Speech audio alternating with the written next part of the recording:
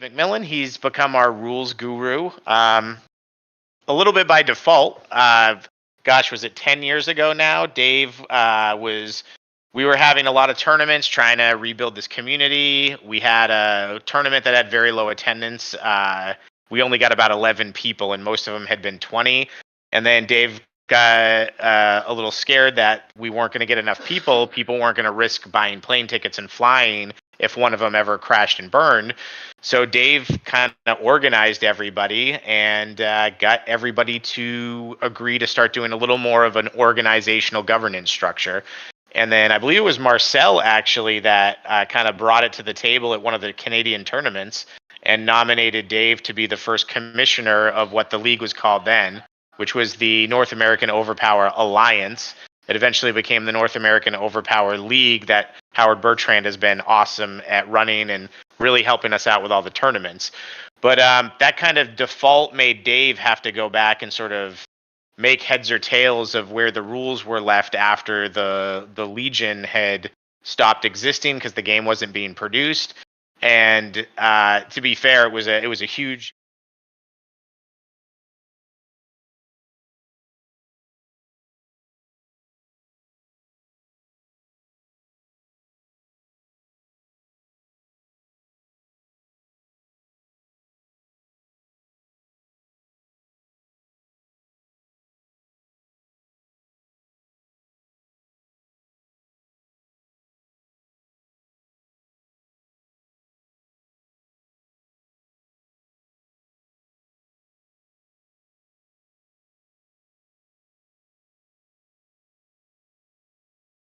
pages, but there's Okay. also, two or three compendiums. There's the glossary, the crosswalk, and some other tools. So we're in the Yeah. 30 to 40 range.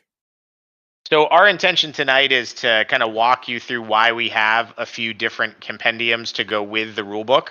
And then the rulebook's going to be released to the public very soon. I don't want to give an exact day, but I'm hoping within a week or two we're going to shoot you guys out the Learn to Play rulebook to start with, and then we'll have the comprehensive rulebook available soon after that. We are going to do a facelift with them. They're in the rough mode still, but if anyone who's taken the time to read the ethics guide that we put together, that we had, a professional graphic designer put it together. It looks very nice. We're going to give the current rule books the same facelift before we drop them, and that's really all we're waiting for at this point is to get those through the process with all of the other things we've got going on with card creation and art. We are going to be at New York Comic Con. If anyone's going to be at New York Comic Con, we've got an amazing booth there. Really great designers. Put an awesome booth together for us. We are going to have starter decks there that we're running demos with, and we're going to do some reduced size starter decks that we're handing out to people. So a lot of cool stuff. I think we said it last week too. We're going to have New York Comic Con exclusive promos. So our reduced starter decks and the promos have the New York Comic Con icon on them. So that's the only place you're going to be able to get those editions. So they're going to have an extra little layer of collectability.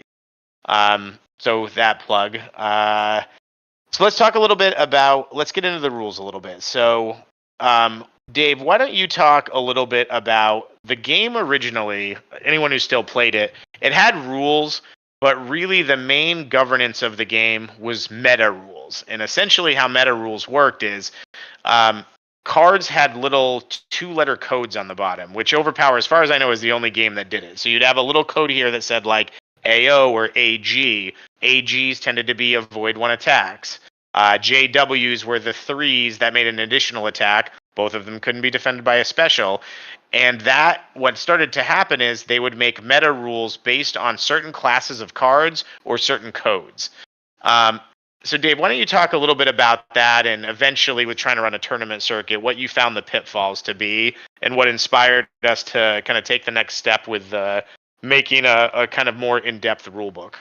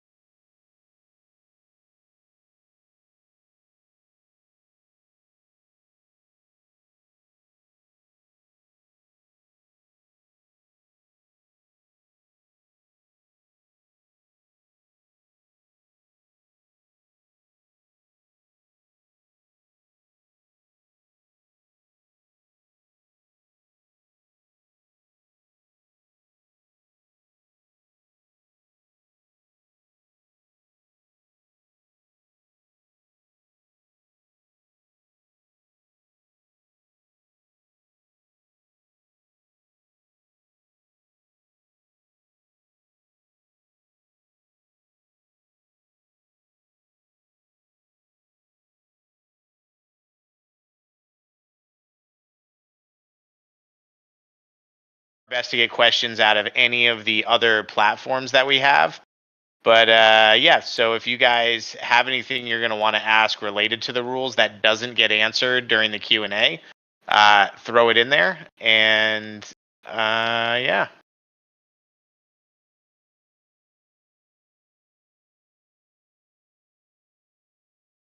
Yep. So let's just do a little test here. How are we doing on the audio here, Ronald?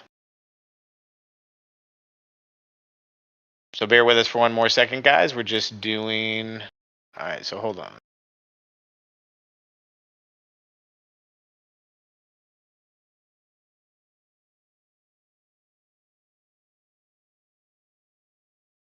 So we're good to go, Ronald? Okay, great. So let's jump back into it. Thanks very much, guys. Bear with us. We're going to get better and better at this as we go. Um, so Dave was kind of talking about how many pages would you say the old meta rules were, Dave? I mean, in the binder form, 50 to 100, I would say, with So all the so different, yeah. compendiums and attachments. So imagine yourself trying to judge a tournament, and these are not intuitive rules or sections of a rule book. You have to just know, like, oh, which code references that, or look up a code and see if it references the main meta code. So long story short, it was extremely unwieldy, and it's not how any game's ever been ruled that I've ever seen in my lifetime of playing games. And I'm cut from a little bit of a different cloth where I've always been obsessed with game rules, where I'll go into my local game store, Pandemonium, where they have sample games, and I would just read the rule books to see how are the rule books organized, what are the ways this game plays. I don't think a lot of people generally read rule books to games that they don't have any intention of playing, so I'm probably a rare breed in that case. I've never seen that before. So our theory coming into it, Dave and I'll keep talking about it. A game should have a foundational set of rules that tells you how all the aspects of the game work. It should tell you how the timing works. It should tell you how you play cards. It should tell you how to decide who goes first, who wins the game. And then from there, you might have to go into further sections in a comprehensive rule book to describe certain card interactions if you need a little further note on them. But there shouldn't be a place where rules are decided just as a one-off, and for no other reason except having rebuilt this community with the people, the people who started, the Canadians, the Keffers, the people who were doing the work, us jumping on and kind of getting it to where it is now. Teaching a person who's never played the game is a nightmare. Like because every time, just the amount of times in teaching a new player, I have to go, oh wait, that doesn't work this way. You just need to know. And so that's really tough for new players. And I wanted to actually do a shout out while we're here. Keith H made a fantastic learn to play video. He's got a new channel. Please go check it out. Follow his new channel. Keith, if you're on, put the name of it in the chat. I want to plug it because that was really great to have a video like that. We are getting learn to play videos made, but we're making a little bit of a higher end version with some influencers that we're working with, and those won't be out for a little while. So to have something like that in the meantime is great. It's really great to be able to new players that are jumping back in that are asking for that resource. It's been awesome. Oh, Keith, I do see you here in the chat. The OP Reserve. If you are looking for a great learn to play video, it's long. You got to commit the time, but it's great. It's a good explanation getting into it. So anyway, so that's Dave. Talk a little bit about you. We all jumped in and we all helped out, but you were kind of the main architect for the comprehensive rulebook, which is where we started. So give us a little bit of theory about how you structured the comprehensive rulebook, both what was the goal and what's the structure going to be when people go read it? Well, the first thing, let me say, the goal is to be consistent with rulings and with what words mean and what phrases mean in Overpower. And then from there, how we judge the game. Because as you just mentioned, Joe, having so many non intuitive exceptions to memorize, it really just makes learning a beautiful game too much of a drudgery, and it's too big of a barrier to entry for newer players. So the first design principle is remove any exception that isn't necessary. I'll give a good example. in the old game, you could place power cards to your reserve hero. But when placed in reserve, they don't count to being duplicates in your hand, except except if you can use that power card. And that just creates an odd exception. Why have that? The old game was trying to make placing to the reserve uh, a strategy or a thing, but then wanted this exception to make sure it wasn't too broken. But I've never seen anybody break that. So, for instance, in the new game, you still can place to your reserve, but there is no exception that makes it not a duplicate of your hand. What's placed to the reserve is always a duplicate. And that just makes it simple. And along those lines, we are creating definitions of all the terms. We have the Overpower glossary. We announced its existence in one of our social media posts. That's a list of 100 plus, just a little over 100 common Overpower words and phrases, and giving them clear definitions. And we're going to go into that a little bit later. But Dave, I wondered if you could touch on. So this is an example we talked about ahead of time, and I think we have a graphic. So talk a little bit about. I wanted to bring up the order of operation. So I know this is something Dave worked really hard with a lot of the designers. So if we can bring up the order of operation graphics, the card interaction. So one of the things, let me give you an example of one of the issues the original game has when you're trying to rule it. So you have a home base, Onslaught Citadel. For those of you who might not remember, you could use any of the 4 characters of the 6 listed and build your team. The inherent ability, if you use that as your base, red, you can only draw 7 cards per hand. Now, some of those characters have a 6 strength / brute force. You could use the artifact, the Pim Particles. The Pim Particles red, once in play, you can declare at the beginning of the hand to draw, both players will draw either 6, 8, or 10 cards. So the question came up in an event where somebody was using it. Well, I built this deck for a home-based tournament, and I got around this event by playing the Pim Particles. And other people said, well, yeah, but that doesn't necessarily trump that. Now, the question, you're a judge, first time you're seeing this interaction, and the answer to the question is there is no answer. There is not anything in any meta or any rule that addresses those. The meta was never really updated to include artifacts that as far as I know. There's no answer to what do you do? Can you use the Pim Particles, or are you stuck drawing 7? So Dave, talk a little bit about the order of operation here for all of those situations. That's one of dozens and dozens that have come up. Yeah, so this is maybe drawing on some old grade school math, the idea of, PEMDAS or however you say it. You need to have some order in which you process information and process effects in the game. That's a great example you gave, Joe. I can give an example. In 2017, I was trying to run a Beyonder deck and leverage the Beyonder can play attacks face down using Linkstone to allow him to play a teammate's card that was placed. The challenge is Beyonder can't play 1 per dex. So that's his inherent, but then you have an artifact and playing another hero's card placed. Which one trumps which? So the solution is just to create a simple order of operations that we hope is intuitive of what trumps what in the game of Overpower. And this is what we came up with. Your strongest effects are events, followed by artifact cards, followed by aspect cards. Then you have home base inherents, character inherents, special cards, and then advanced universe cards, and then the base rules. When we were debating this internally, we wanted to give value to cards that get played, that take a turn to play, a resource to play, if you will, such as aspect cards or artifact cards or events. Certainly, events are the strongest things in Overpower in terms of a earth-shattering event or something's happened in your story, and now the rules of the games have changed.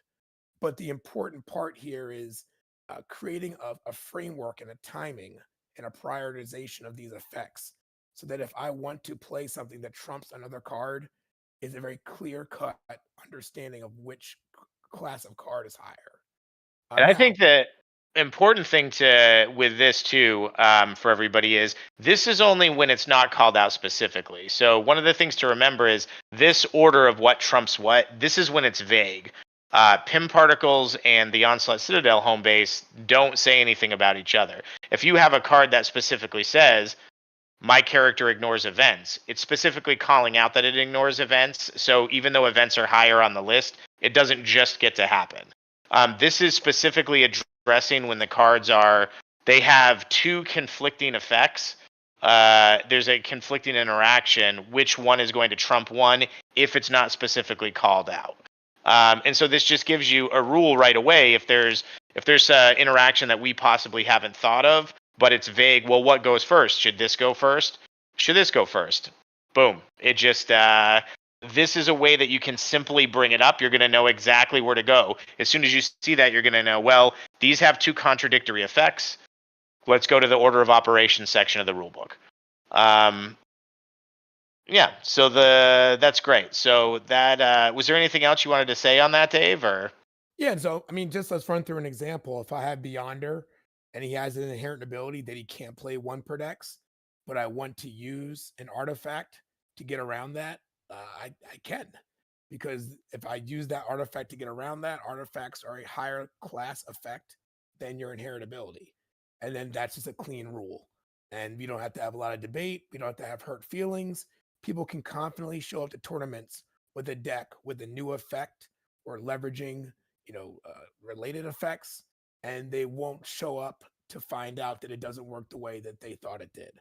Now, because also, of a random meta that's 30 pages into a printed out binder that you don't know how to go find yourself. right.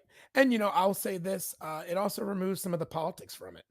I think there were times where people would show up to tournaments with innovative effects that could be devastating, and a judge might see it played against a top player and just decide, oh, well, that can't work that way. It's too strong. And that's not a good logic on how to run a collectible card game. You want people to be able to search out and leverage new effects in the game in ways that are reliable and predictable, but also can be, original. And you can explore spaces in the game and know that the rulings aren't just someone's feeling at the time of the ruling. And as Brett just pointed out in the chat too, it rolls off the tongue like PEMDAS. It's each stat. So you just got to remember that. Just got to remember that easy. What do you call it? What is that? A mnemonic device. So we'll move on from that a little bit. The other thing we wanted to talk about is, so that gives you an idea of our approach to the rules. It isn't that we went in and just said, this works this way now, this works this way. In fact, we tried to do that as little as possible in the game, is just blanket say something works a new way. And what we've even tried to do with the three main areas that we did that. One is the astral plane, which we're going to explain to you what the astral plane is now in Overpower.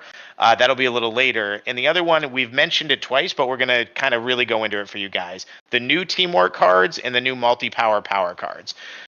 So what we really wanted to do was make rules where you could just, whether it's the old game or the new game, you'd be able to answer the question of how do these cards work. One of the things we did, I think I mentioned this last week, but we spent a lot of time where we would go and we'd use Overpower CA, we would open the page and we would open every single code card. And we would say, okay, how does this rule affect this class of card? So we would make sure every time we organized a section, every time we made rules, every aspect of what we designed, we would literally painstakingly go through every single card that has ever come out in Overpower and consider the interaction. Days and days, weeks of going through every card over and over again, getting back together with the rule book. And so what we've come to decide, we want to talk a little bit about teamwork cards, and we want to talk a little bit about multi-powers. But we're going to talk about teamworks first. So go ahead and bring up that first teamwork card with Sun Wukong on it. You guys may have seen this image. This is one of the cards on our starter, but that's one of our new teamwork cards. And the first thing I'll just point out, there was a couple of cards in the game where the damage and the power type was not at the top left of the card. For ease of new players, it looks a little weird when you see it and you've played the game before, but now you'll notice every card in the game, the damage icon is in the exact same place. If you want to know the actual damage and power type of a card, it will be in the top left corner. You've got the to use value right below that. And then what we've done is universe cards, I don't know about anyone else. Teamwork cards for me, Dave, you can tell me, are always the hardest thing to teach people how to use. Like Yeah. you needed you needed Tom Hanks to come like he's solving the Da Vinci Code to make you able to actually know what all those symbols lined up. So what you can do now is just read it. So we put the two power types here as reference, so there's a quick reference.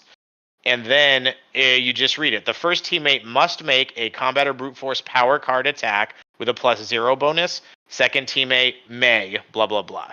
So the big thing we want to talk about here is the design theory of why we lowered the value of the attack to 6. As we studied a lot of the games, we went back and watched all the matches that Jack and those people had posted originally. We were watching our matches and our tournaments, and we started to realize that the main power creep in the original Overpower sets came from defense. And I think everybody recognized that. We saw Invisible Woman get Protective Shield and IQ. That was the first 9 or less avoid. Spider Woman got a 9 or less avoid from reserve. But then that sort of opened that sort of let the genie out of the bottle. Spawn got one. Spider Girl got one. The Marvel set was going to give, the one to Daredevil and the one to Doctor Strange is 6 or less. Silver Sable's 9 or less from reserve. And that kind of full team defense, that was just becoming more and more prevalent. And there was less flavor in the characters. It just became a build a defensive shell deck. There was really one way to play. But what we realized is the reason that power creep became so prevalent wasn't as much a function of the base cards of the game. There had always been 10s, there had always been 11s. People didn't need those cards. The 9 or lesses don't even get those. It was because when you play a teamwork, that the very base attack is a 6, and you have characters that you want to play like Ghost Rider, who's a max 6, they have one power card that can defend that 6. This is in the old environment before Spartan Training Ground, before Dracula's Armory. No one's playing basic universes or teamworks. They're mathematically just generally not good enough in a competitive deck.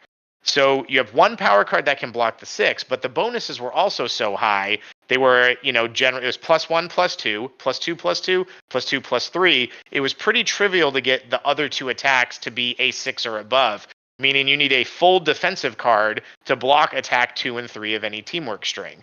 And so we've decided to bring this power level down. 4 on the base attack. You're going to notice if you bring up, this one is +0, +1. You can bring up the second one, Ronald.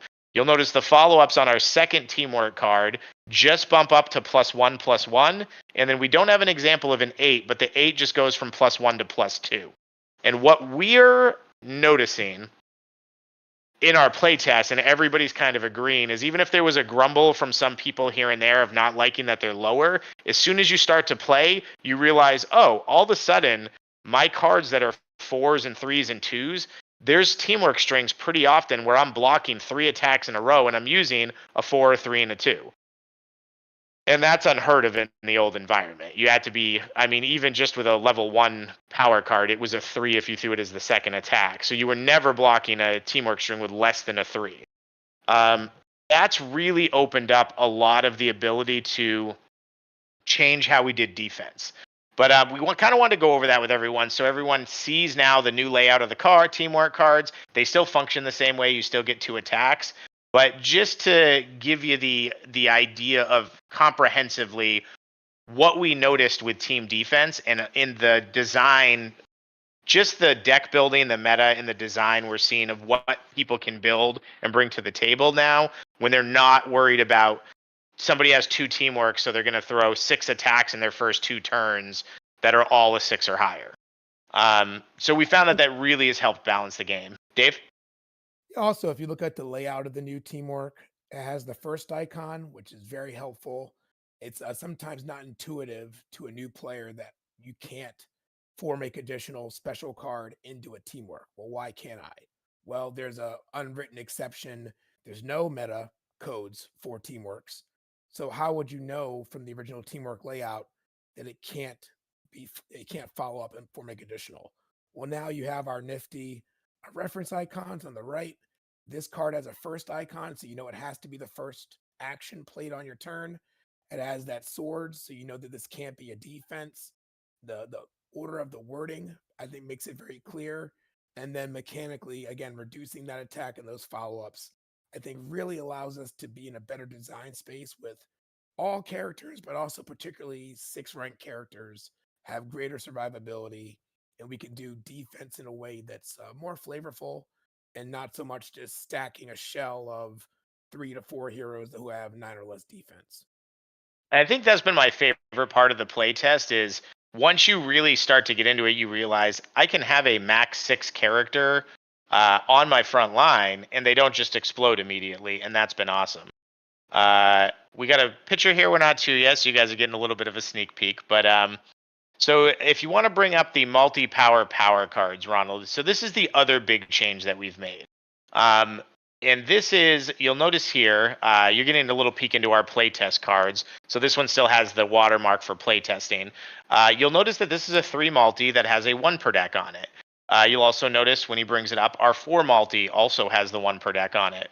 Um, what we're doing with multi-power cards is we also wanted deck building to be a little more interesting when you consider the bottom half of the character's grids. I think anyone who plays the game a lot will admit that when they build a deck, they're not really paying that much attention to any grid below a 6. 5 maybe a little bit because you can get a little bit of better spectrum if you line all your 5s up. But until Spartan Training Ground, even that wasn't that big of a deal. But certainly most people, you just get to 4 and you're like, oh, I got a guy that has a 1. All right, 4 multis, 3 multis, a 2 and a 1 of whatever. And I don't think that's not where we want the game to be. We want people to have to be making interesting decisions. And we want it to be, if you've got a character with an 8 and a 7 and 2 1s, that should be a hindrance. Like that should be part of the balance for how we can price them a different way because those ones actually make a difference. And so we wanted you to have to actually consider what power type power cards you were using. So in the modern environment, you'll notice that 3s, 4s, and 5s are available in multis, and they're all going to be 1 per decks. So you'll only be able to have 1 of each one of the multis. We're not going to have a 2. We're not going to have a 1. So that's all you have is those 3 multis. But what that also does is allows us to get rid of another rule that we found super hard to explain to new players, really non-intuitive. It is that they fused together, but the special cards didn't fuse. And that was always a nightmare for new Oh my players to be like, god. this one with multiple icons can count as anything, but they all have to count as the same, but not the same as this special card. Now they all work the same way. Every multi-power card on your record is a wild card, for lack of a better term. They always count as a different icon for Spectrum KO. No more dealing with fusing. Now, this is a rule in a set. We haven't completely nailed down how this is going to function with Golden Age yet. This is one of the only rules. So with the teamwork cards, I think our intention is you can use the old teamwork cards in the old environment, and you can use the new teamwork cards in the old environment, and they're not doubles. If you want to have a max 4 and a max 6 teamwork card, you can. Might not be the best thing, but we're just adding cards to the environment, and the better teamworks are not legal in the standard modern age tournaments. The multi-power cards is a change we're hoping everybody in the community will embrace, and it will mean you get rid of your non-1 per deck multi-power cards that you have from your first few sets. We're hoping nobody cares about that too much, and that we can just adapt the 1 per deck. It makes deck building so much more interesting. It makes your character choices sometimes actually really matter if you're looking for a good teamwork follow-up. But that's kind of why we're doing it. And I think you're going to find that those are the only two, when you're playing the standard format, just straight up we change something because we think that we have a better way to do it. Yeah, and let me add to this real quick. Yeah. When we talk about the principles we use to design these rules, one was definitely removing exceptions that were unnecessary. And two, with our card design and the rules, we're trying to eliminate decisions that aren't decisions. And by that, I mean, Joe's talked about it. When you go to make your power pack, you're almost always running a large amount of multis in 1 through 4, and you're almost always running the 5 multi Tiffany. And so it's clear from the original game it wasn't their intent for it to work that way because they made level 1, 2, and 3s in all the 4 power types. Um, they obviously tried with double shots and some other things to try to make this work. But generally speaking, if you're building a deck, I can't tell you how many times I've tried to want to put in a level 2 strength.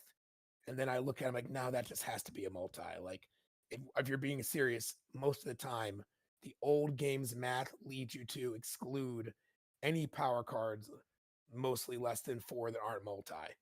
And so now with this, you get rid of the fusion rule, like Joe talked about. You open up your power pack design to be way more impactful. We have obviously, as you all have seen, disconnected the grid from your threat total. So it used to be that having a four or a five was bad in your grid because the hero costs more and it doesn't really matter about the power cards. You're just using multis. Now you have this environment where your grid is disconnected from that. You can have a four and two fives, and those four and fives actually provide you value towards your deck construction, your flexibility. And you can have a hero, let's say, like in the legacy environment, Professor X, who might have eight energy, but one and two in his strength and fighting grids. Those one and twos, like Joe talked about, do matter. It'll create more diversity. You'll use a lot more different cards. It'll balance out eight rankers much better. And multi power cards will just function intuitively as wild cards all the time. No more And I fusion think rules. the key is will function the same as their special card partners, Correct. other multis. And I guess we didn't get to that, or maybe we did. They are also truly wild. You can use them for any card that calls for a type of power card: strength, energy, fighting, or in our cases, combat, brute force, intelligence. You can use a multi for that. And the good No, part is there's only three of them. yeah, and I didn't talk about that. That's the other part that's great. So for example, in the old game, you also had a ruling on this card type that said, well, if Daredevil, or sorry, if Deadpool wants to use Bushwhack, it says fighting. Would this be able to combine with Bushwhack now, or is that Yes. yes? So you'd be able to say, I'm using it as fighting. I can put it with Bushwhack. I can throw it through. So it lets these three, just whatever you call it, you can use it if the power type says it. And that's again goes back to our theory of liberalizing, trying to just get rid of anything that we know intuitively, but like isn't a rule and wasn't written down anywhere. So I think we've talked about those two big changes a lot. You guys get to see the cool art on the Tarzan card. For those of you who didn't notice, this is the art that's also going to be on one of the deck boxes. Um, so let's talk a little bit about. We've talked about those big fundamental changes. Um, let's talk a little bit about the Dave. You had a section you wanted to talk about as far as defining what an attack is, because Yes. this gets into what we're going to talk about. We tease this a little later with the astral plane, but so I'll talk a little. Let me introduce what the original rule is, and then I'll throw it to you. So in the original game, you have cards that are attacks and cards that aren't attacks.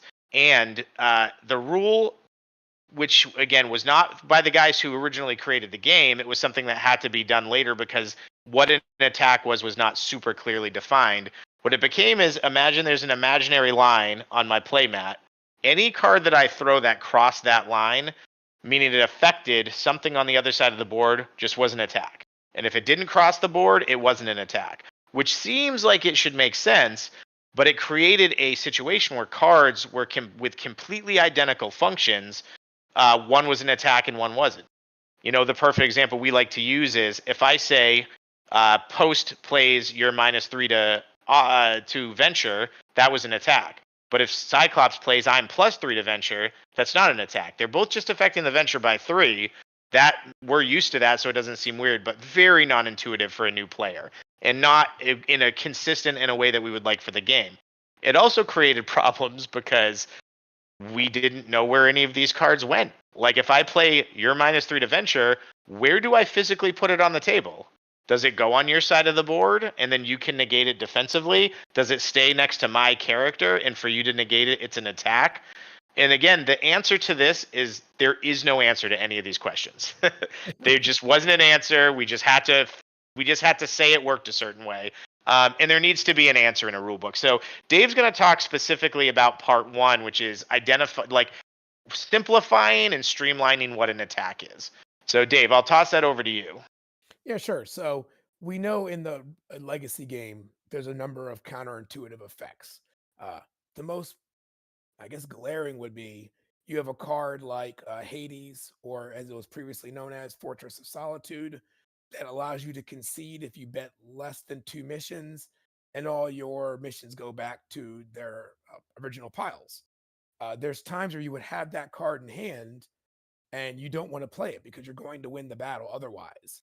But in the old rules, because it affects the opponent and because it crosses this imaginary line, it was considered an attack that you couldn't pass with. And how many tournaments have been nearly ruined because someone is very salty, and rightfully so, that they have to play that offensively and they can't pass with it because it's an attack. It's just very non-intuitive. And so what we did, this is to again create a streamlined timing for the game and clear definitions. One of the underpinnings of the battle mechanic and the timing of the game is that attacks are now defined as any card that can do numerical damage to one of the opposing characters, or any card that has the word target in the card's text, excluding obviously target teammate. And that just gets rid of a lot of non-intuitive things that exist in the game. A great example would be Nightcrawler's DZ. It's a target character can't play, uh, can't attack or be attacked for a remainder of battle. That card has the word attack in it. It does not have the word teammate. In the new rules, that would be what I believe they intended for, would just be an attack. Other cards that don't have the word attack that affect the opponent are now clearly in a utility effect or utility card category. And it just gets rid of a lot of non intuitive things. Like, for example, a legacy game, if I say opponent discard 3 cards from hand, that's considered an attack. If I say draw 3, I draw 3 cards, that's not an attack.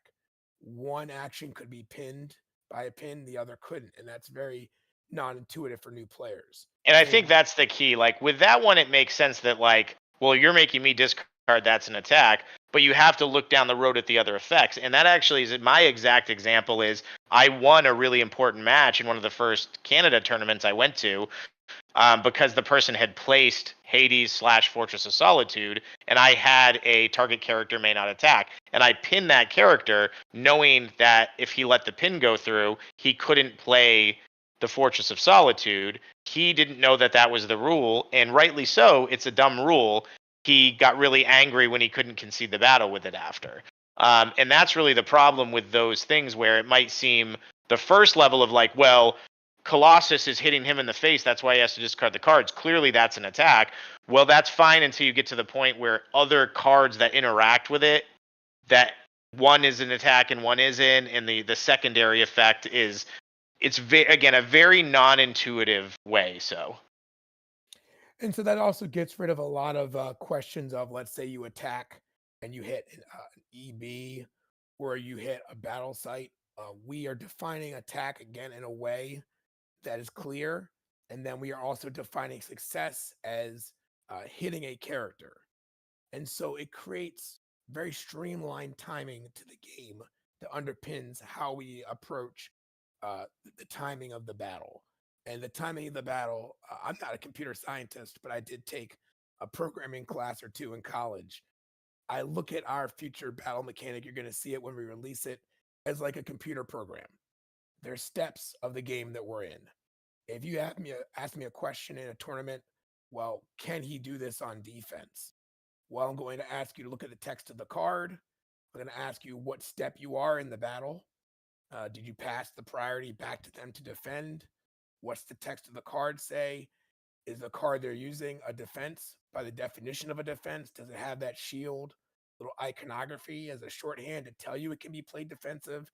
And then we can give a simple answer and it's consistent rather than, I guess another great example is Mr. Fantastic has object bounce, which is opponent cannot attack Mr. Fantastic with universe cards or defend against him with universe cards. That currently can't be played defensively because there's this idea that, well, it affects the opponent.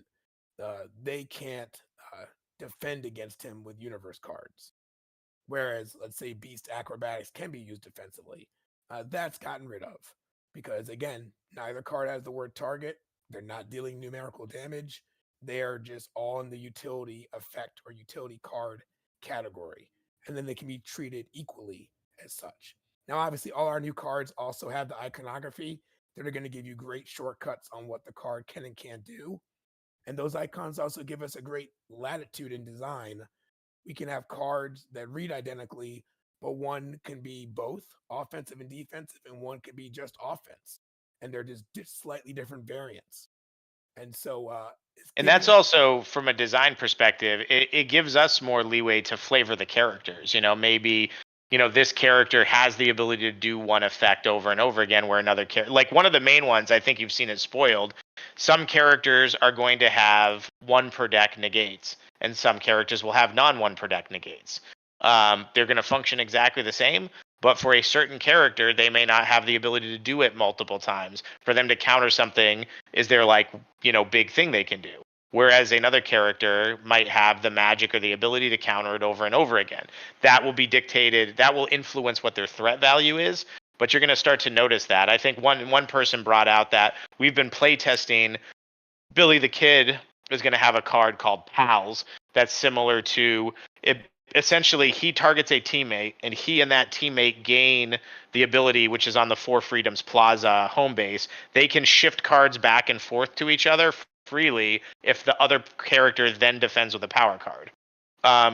That card right now, we don't actually have it defensive based on his kit, trying to keep his threat cost low. I'm sorry, we don't have it offensive. We wanted it to just be something that you had to like try to get in play or leave the placing slot open for it. We may go back on that. None of these cards that you're seeing are 100% till you have a pack in hand, but that gives us that design space to like think about if we want that. So there's an example of that card. So we intentionally made this so it had to be a defensive action when he gets it in play, just as there was a specific design space based on his threat value. yeah. So this card only links Billy the Kid with one of his two teammates. So let's say that you place Pals, you can obviously attack Billy, or you can attack the teammate, but there's a way to work around it if you place it. If you play it defensively and you have the element of surprise, it works a different way. So it gives us more latitude to balance cards, to create effects that can stack in certain ways, but also certain characters will have variants that might be weaker. Certain characters can have variants that are stronger. And if you're asking the question about what a card does, it's mostly the information's clear there for you. This card is a paper clip, so a paper clips to the character. It has the shield, so it can be played defensively, and it has the full hourglass. That means it's remainder of game. And I think that's just going to be very intuitive to new players, and old players I think are going to learn to really rely on those icons. Yeah. So that's a little bit. So I think the other thing too, Dave brought it up a little bit, but I did want to touch on it one more time. So success is the term in the game. We define it, but it's also another one of those terms that's been really vague. So to go back to Dave's old example, technically the way, if you were to look at Stars and Garters and not know any of the rulings, that's a card that was given to Beast and Jean Grey. We really mentioned the Beast one because Jean Grey doesn't see a lot of play. It's a card. One of the characters in our set, Carson of Venus, has it. It says you put it in play as an offensive action. You can take any attack on a character and you can shift it to that card, and then it hits that card, and both are the Stars and Garters, whatever that card versions of it name is discarded, and the attack is discarded. Now, technically, if you're just looking at the base rules, it was successfully hitting that card. But what was happening is there were other cards, including that, like if I shifted Power Leech, would I then have to discard 4 cards? Well, it was successful, so it was ruled that even though it hits it and kills it, that it functions like an avoid. But then it's also weird because you can also shift a JW or an 8 to it, because it's not technically defending it with a special. So again, you can see how these rulings were sort of made ad hoc to try to balance the game, even though they're not completely consistent. So as far as a card being successful and giving you a secondary effect, take like, Anubis has the same card as Holocaust. He's got a 5. If it hits, he can heal himself. Well, that's because he's draining the life from somebody. You have to hit a character to drain the life from him. So that's the basic theory of success: is a card has to hit a character to get a secondary effect off success. So that's a little bit of a change. But again, that's a very easy thing. So now somebody comes up and calls a judge and says, well, hey, he put a special card out and I hit the special. Do I get to draw the cards? Did it hit a character? No, then no, you don't get to draw the cards. So it's going to create a lot less of these loopholes and interactions. You're going to be able to just know that rule, and it's going to solve a lot of problems in the game. So let's jump a little bit here to let's talk a little bit about the astral plane. So we've hinted at this a little bit, but this is going to bring us into kind of our last topic for the night, which is the term sheet that Dave's going to tell us about. So this is the last major change. So this is what our Learn to Play playmat's going to look like, to give you an idea. So it's got that great Billy the Kid art. It's going to have the different areas where it shows you where your missions go, where your discard piles go, where your heroes go. You'll notice it's a little hard to see in this image, but there's a little key that shows you what each one of the white icons is. So that'll kind of give you a little shorthand for new players, but you'll see that it's labeled the astral plane. This is a double player playmat. The astral plane is now this area that exists between the two players. And so we talked about this weird line where cards crossed it and they were attacks and they weren't attacks. This is a really great Dave, I'm going to give 100% credit for that. He innovated this area, and it answers so many of the questions. So for example, I play +3 to venture. Right now, where do I put it on the board? Do I leave it next to the character? Does it go over here? It goes in the astral plane. Cards that affect venture and sit on the board go to the astral plane. I have a character that dies. He had 4 hits to his current record. I just sort of leave him in a pile on the table. Well, now where do they go? Cards that still count to venture from a KO'd character, they go to the astral plane. Cards that have a little A on them will tell you that they live in the astral plane for the duration of the card. I've got a remainder of game effect. It doesn't attach to a character with a paperclip. It's not a hit on another character. It lives in the astral plane. That's the most basic functionality, and it's actually kind of cool because it gives us, again, more design leeway. For example, Leonidas is one of the characters. I think you've seen some teases for him with his 300 Spartans. He's got a special that I'm really excited about, Shield Phalanx. It is a non-1 per deck card that says all power card defenses are +1 for remainder of game. So the Spartans can keep building up those shields and make your power cards better and better on defense, but they specifically attach to Leonidas with a paperclip. If Leonidas dies, those shields go away. Whereas another character might have a more powerful effect that because it lives in the astral plane. So if you have something that's like a villain does a scheme, even if the villain dies, they might still have that effect remain in play in the astral plane. And there's always been weird effects like Professor X is +2 to all actions. Yeah. Well, if Professor X gets knocked out, does that stay in play? Probably not. We would probably give that a paperclip. But if Lex Luthor has that same thing, his might stay in the astral plane even if it has the same effect. You'd have the icon to tell you where it goes, but that's because he planned something out that's already in effect. So that's the basic functionality for the astral plane. It gave us a place for all of these cards to physically sit on the board. Events, when they're active, sit in the astral plane. But the other thing it did is it allowed us to really figure out a more elegant solution for how cards are played and how the timing works. So for example, I want to attack a character with a card.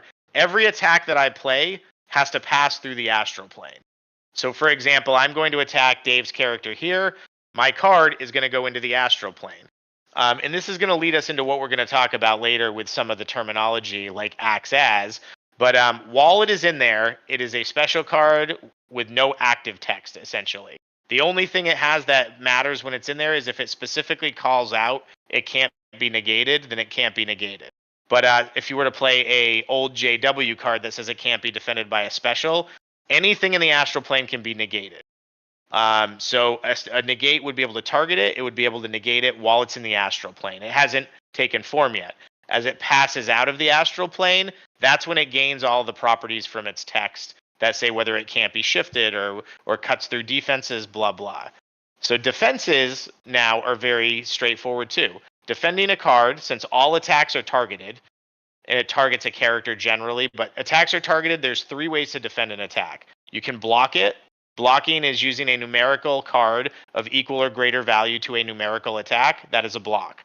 You can avoid an attack. that's using in a card that specifically says it avoids something, that can generally avoid numerical or non-numerical targeted attacks, or you can invalidate the target of the attack. And this is something we've seen in the old game, but the rules didn't ever really explain it, which is why there was always questions on what's offensive and defensive. I have a card in the astral plane. Dave plays, this character may not be attacked for remainder of battle. The target is now invalid, so it doesn't come out of the astral plane, it fizzles out because it doesn't have a legal target anymore. That's essentially what we wanted to have, but it also gave us leeway with things like the term acts as. So what I'm going to have Dave do is Dave's going to explain a little bit about our term sheet. So what we did also, as we're going through all these, we said, okay, there's what, Dave, 100 terms on the term sheet? Yeah, it's a little over 100, maybe 105 now. So the one we're going to talk about today is, everybody's seen this. Dynamite delivery from Hawkeye acts as a level 2 fighting attack, becomes a level 8 strength power card. Once it's a hit, it acts as a level 8 strength power card. The term acts as is on a lot of cards. It literally means nothing in Overpower the way the rules are now. You just ignore it, and it's a special card that's a 2 then an 8. Well, clearly they intended those cards to act as a certain way. And you can even see some of the earlier ones, it would point out you can attack or defend with them. Well, I'll let Dave kind of go into it, but there's an interaction now with them acting a certain way in the astral plane. Dave, I'll let you take this one because this is a little bit your baby. But yeah, well, I mean, I've had lots of good debates and conversations with people like Josh in the community. I think Josh is in the chat. Shout out Josh. Lots of other people too. We all concede that acts as was intended to add some flavor and some mechanical flexibility to the game. And I would say management at the time, I'm thinking it was the Legion, just didn't like the language. So we just discarded it. When you see acts as, we just now write it off, which is wild if you think about it. If a new player saw a card, they might ask, well, that acts as a power card. What does that mean? And we would say, oh, well, that's nothing. And that doesn't make sense. But then when we're trying to figure out, okay, we want acts as to work the way that it reads in your head. The phrase should have meaning. How would that work? People have suggested that it could be both classes. Some people could suggest that it's one then the other. What the astral plane allowed us to do is create a timing for these cards that is very firm and very flavorful, in line with what it should be. And that is this. I'll read the text and then I'll explain. It says, when a card acts as another kind of card, for all intents and purposes, it gains the properties of that card type when it crosses the astral plane without being negated or countered. And it loses any properties of the prior type of card it was. So if I attack with a dynamite delivery, when it goes into the astral plane, it's a special card still. You can negate it there. When it comes across, it's actually still a special card because it's a 2 fighting attack. But by the text of the card, if and when it hits, it becomes a level 8 strength power card. What does that mean? Well, that means after it hits, you can no longer negate it because it is a power card. You could master mold or other EE it off, and that could be used. But that gives the card some interesting flavor and flexibility because, for instance, there are times in the legacy game you might hold a negate and say, well, I'll just negate this later if I need to. Well, for a dynamite delivery, for those classic cards, if you let it hit, you can't negate it. That option leaves you. So now you have to make a decision at the moment that it's attacked about how you're going to deal with that later if you let it hit. For cards that act defensively, you can see in this definition, it says if a card doesn't cross the astral plane because it's being used defensively, then it immediately behaves as the kind of card it acts as. For example, a special card that successfully hits the target becomes a level 8 power card. We talked about that. But defensively, if you want to use that card that acts as a power card to defend, let's say a JW, you can now because it is a power card. So it creates. So Ronald, why don't you bring up, we've got an example of one from the new set that we can show you. This is a special card we gave to Mina Harker. And so this is one of the most basic ones that was in the beginning of the game. Also, guys, here's some art that you probably haven't seen yet. Our favorite vampire, one of the 2 in our set. And this is her husband, played by Keanu Reeves in the movie, to her Winona Ryder. So this acts as a level 5 intelligence power card. may be used to attack or defend. Now, the second part of the text, we're keeping it on some cards to help for new players, but eventually it won't even have that. But the idea here is when this is used, it's going to be able to have the effect of a power card. So what you might be saying is, yeah, I can block with it, I can attack with it. When it goes over the line, I'll be able to combine this with I'll be able to combine it with cards from Spartan's Training Ground. As long as she's got less than a 5 intellect, she can use a training card on it. The one you're going to ask that I think everybody's going to be really happy about, it can be a follow-up for a teamwork card attack. If it calls for an intellect follow-up, she can play this as a follow-up, because when it exits, it's going to be a power card. So this one, the second it crosses the line on their side of the board, it becomes a power card and will be a teamwork follow-up. It can still be negated as it's played, but it will become a teamwork follow-up later. So it just allows us, it creates a lot of really cool interactions that we can do now, especially, if Mina Harker her team is using the Spartan Training Ground, she can use a training card to block with this defensively and get up to a 9 defense. And you'll see that this is also kind of, you're seeing the web now of how we designed. This is how we're giving characters more defense without having a 9 or less avoid. Like, you want to stack her and letting the cat out of the bag. I think Robin Hood and Zorro both have versions of this. They could use the Spartan Training Ground with training cards, and they'd be able to use these as 9s when they use that defense. So I'll toss it back over to you, Dave. Yeah, so I mean, I think you hit a lot of it.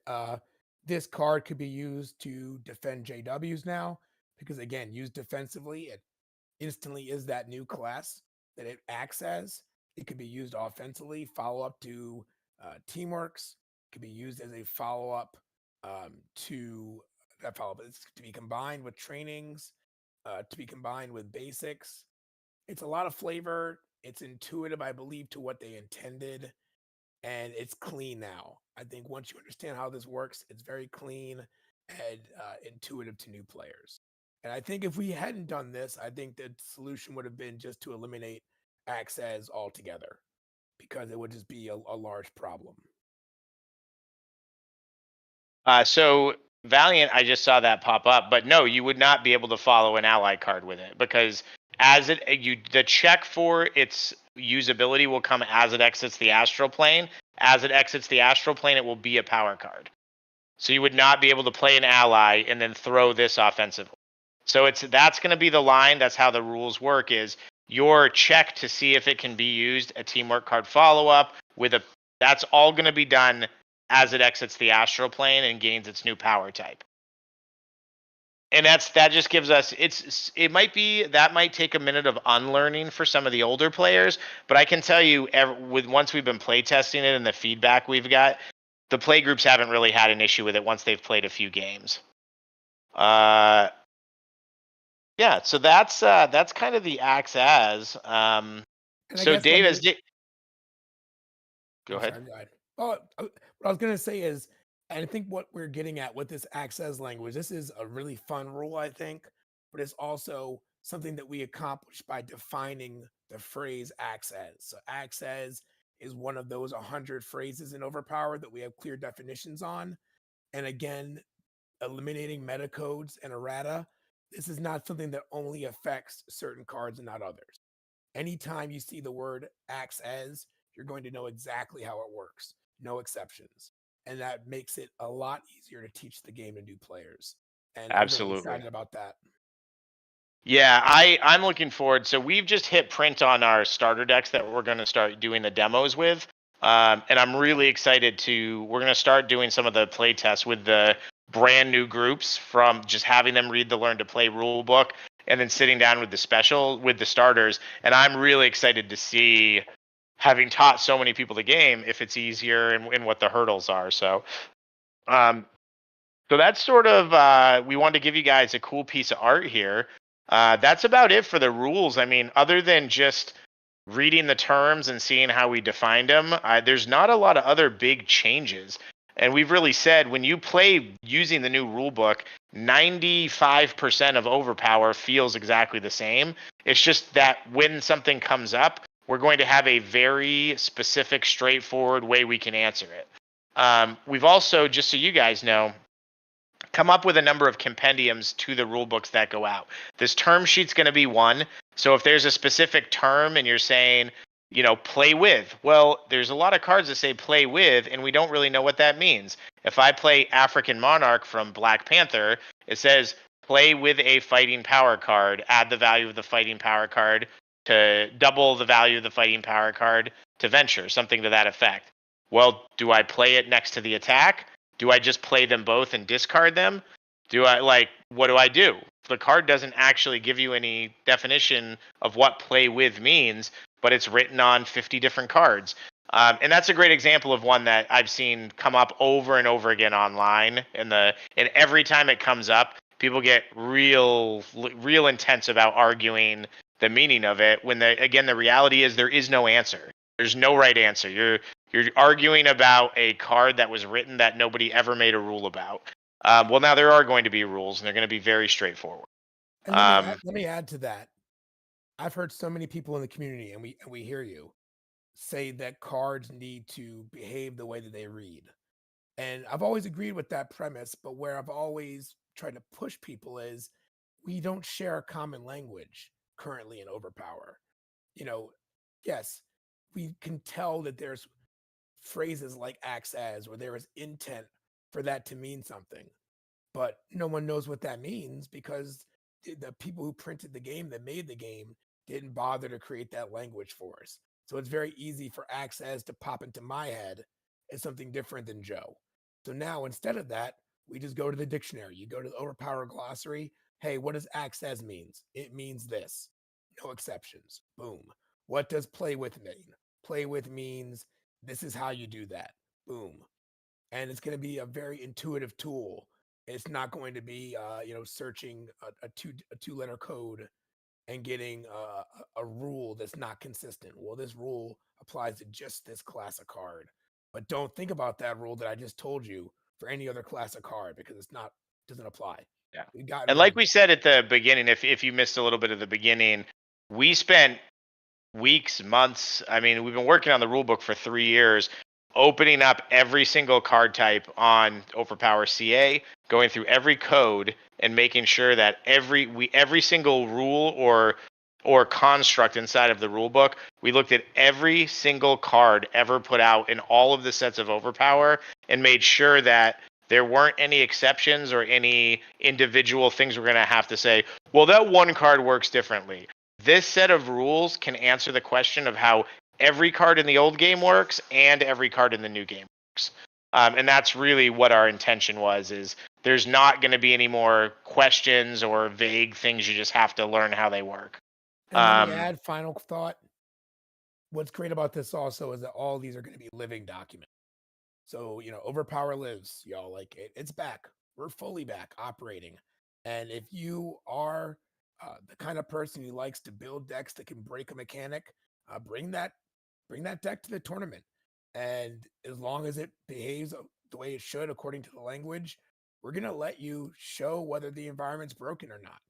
And if you are successful in winning, let's say 4 or 5 tournaments in a row with an interaction no one's thought of, well, that's going to be great. And then we will amend, a term or two and keep moving as living card games do. But it was just really challenging, I think, to love a game that's so vibrant and beautiful, but that had rules that were really stuck in the late 1990s, early 2000s. And Yeah, again, for sure. they did the best they could at the time they made it with the limited technology that was available, which was a version of the internet that most of us, right now wouldn't recognize. Very limited bandwidth, very limited tools and scripts and programming, and obviously much respect to Jack with the Overpower CA trying to bring some version of modern tools to this, but it was just really challenging with a rule set that was just built on there being so many exceptions. And it was sort of I think it was until someone owned the game like we now do, there wasn't really an authority. So even trying to say, let's make it work this way, it was the problem that we all face is, the biggest problem with OverPower has been organization. Anything we do, even, let's be honest, this endeavor that we've been doing, not everybody's always going to agree on everything, and there's always going to be pushback by people that want to do it a certain way. And we respect everyone's opinion. We want to make a game that appeals to everybody. But when there was nobody that was in charge, it was next to impossible to do anything except just maintain the old game. So I do want to jump to the questions. We've been on for a little over an hour, but the last thing I did want to mention is for all the existing players, the one of the other thing we're going to launch with the rulebook, we're calling a crosswalk. If you remember when we first introduced the white icons, we created a visual. We created visuals for all our social media that had each one of the icons, gave a description. We're going to have a crosswalk that's going to be cleaned up as well. That's going to take every single thing that is a direct change. So if it's something works one way in the old game, and we're saying now it works different in the new game, that crosswalk document is going to be your cheat sheet. So you don't have to slog through a 40-page rule book and try to recognize and memorize through the language everything that's different. It's just going to say, hey, you didn't used to be able to negate JWs, now you can. This is why, if you want to go read how the astral plane works. But this is something that when you play the game, if you don't read this crosswalk, you're going to get caught with your pants down. So we're really trying to help ease everybody into anything that's new or modernized, and so you're going to have that document there. So the last thing we want to do, not rules related, I think a couple people might have saw this card a few weeks back on OverPower Adventures because I leaked it one night when it was in an earlier stage. But we wanted to show you a final version of a fan favorite requested character. So why don't you bring up a full screen shot of this, I think, absolutely beautiful piece of art and give you guys a nice sneak peek into one of the characters that you have coming up. That is beautiful. That's very beautiful. But that is not what we were looking for here. That is what we're looking for. So this is a put together version of the Cthulhu hero. So this is going to give you guys an idea of what we're working with here. Cthulhu is going to be a 6187. May not play intelligence teamwork cards from reserve. May play intelligence teamwork cards from reserve. He's 22 points. And Cthulhu's big theme in the game is going to be he's an expensive reserve character, which is not something that we've seen really before in the game. Generally, it was cheap guys that had things they can do. A lot of Cthulhu's effects can be played from the back if characters on the front line either discard a card or do something. The idea being in the game and in the lore, if we get to put the comic out that I want to put out, the idea is, the cultists summon Cthulhu. So if they're sacrificing cards, they're sacrificing people and doing what they need to do. So Cthulhu gets to do his effects from reserve. Now you also can put Cthulhu on the front line as if he's already been summoned and you don't have to do the sacrificing. But that's a little bit of the flavor we tried to give him, is to keep everything in that realm of people are sacrificing to let him do things, and then we have effects in the game through some of the Call of Cthulhu events where he's affecting people's sanity. And there's different ways that we've done that. I don't want to give it all away because I think people are going to think it's really fun and enjoy playing him. But yeah, we wanted to give you guys a great sneak peek at the art. And see what's coming down the line with our Cthulhu hero. All right, so that's basically all we had, guys. I think that's getting most of everything we wanted to kind of let people know about. There's not going to be a lot of other surprises with the rule book after that, so you guys kind of know everything before we put it out. Let us take some questions. So. Letty, one of Lazarus Rising Games amazing employees, Letty, is going to try to pop on here. Letty, go ahead and unmute yourself, and let's make sure we can hear you. Hi guys, I hope you're hearing me all right. Is that good? Can everybody hear Letty? Ronald, we're good? Yeah, okay. Awesome. All right, Letty. Yeah. Okay, so We got some questions from the chat in YouTube, Discord. Since this is an all about the rules Q&A, we are going to prioritize the rules-oriented questions. Okay, if we have time, we'll jump to questions from with other themes. So the first one here. Hit us with it. Let's do it. So the first one, what does LRG plan to do about the ambiguous rule of inherent abilities for reserve characters? It's a great question. They work. That's Yeah, again, that's very, very simple. They work.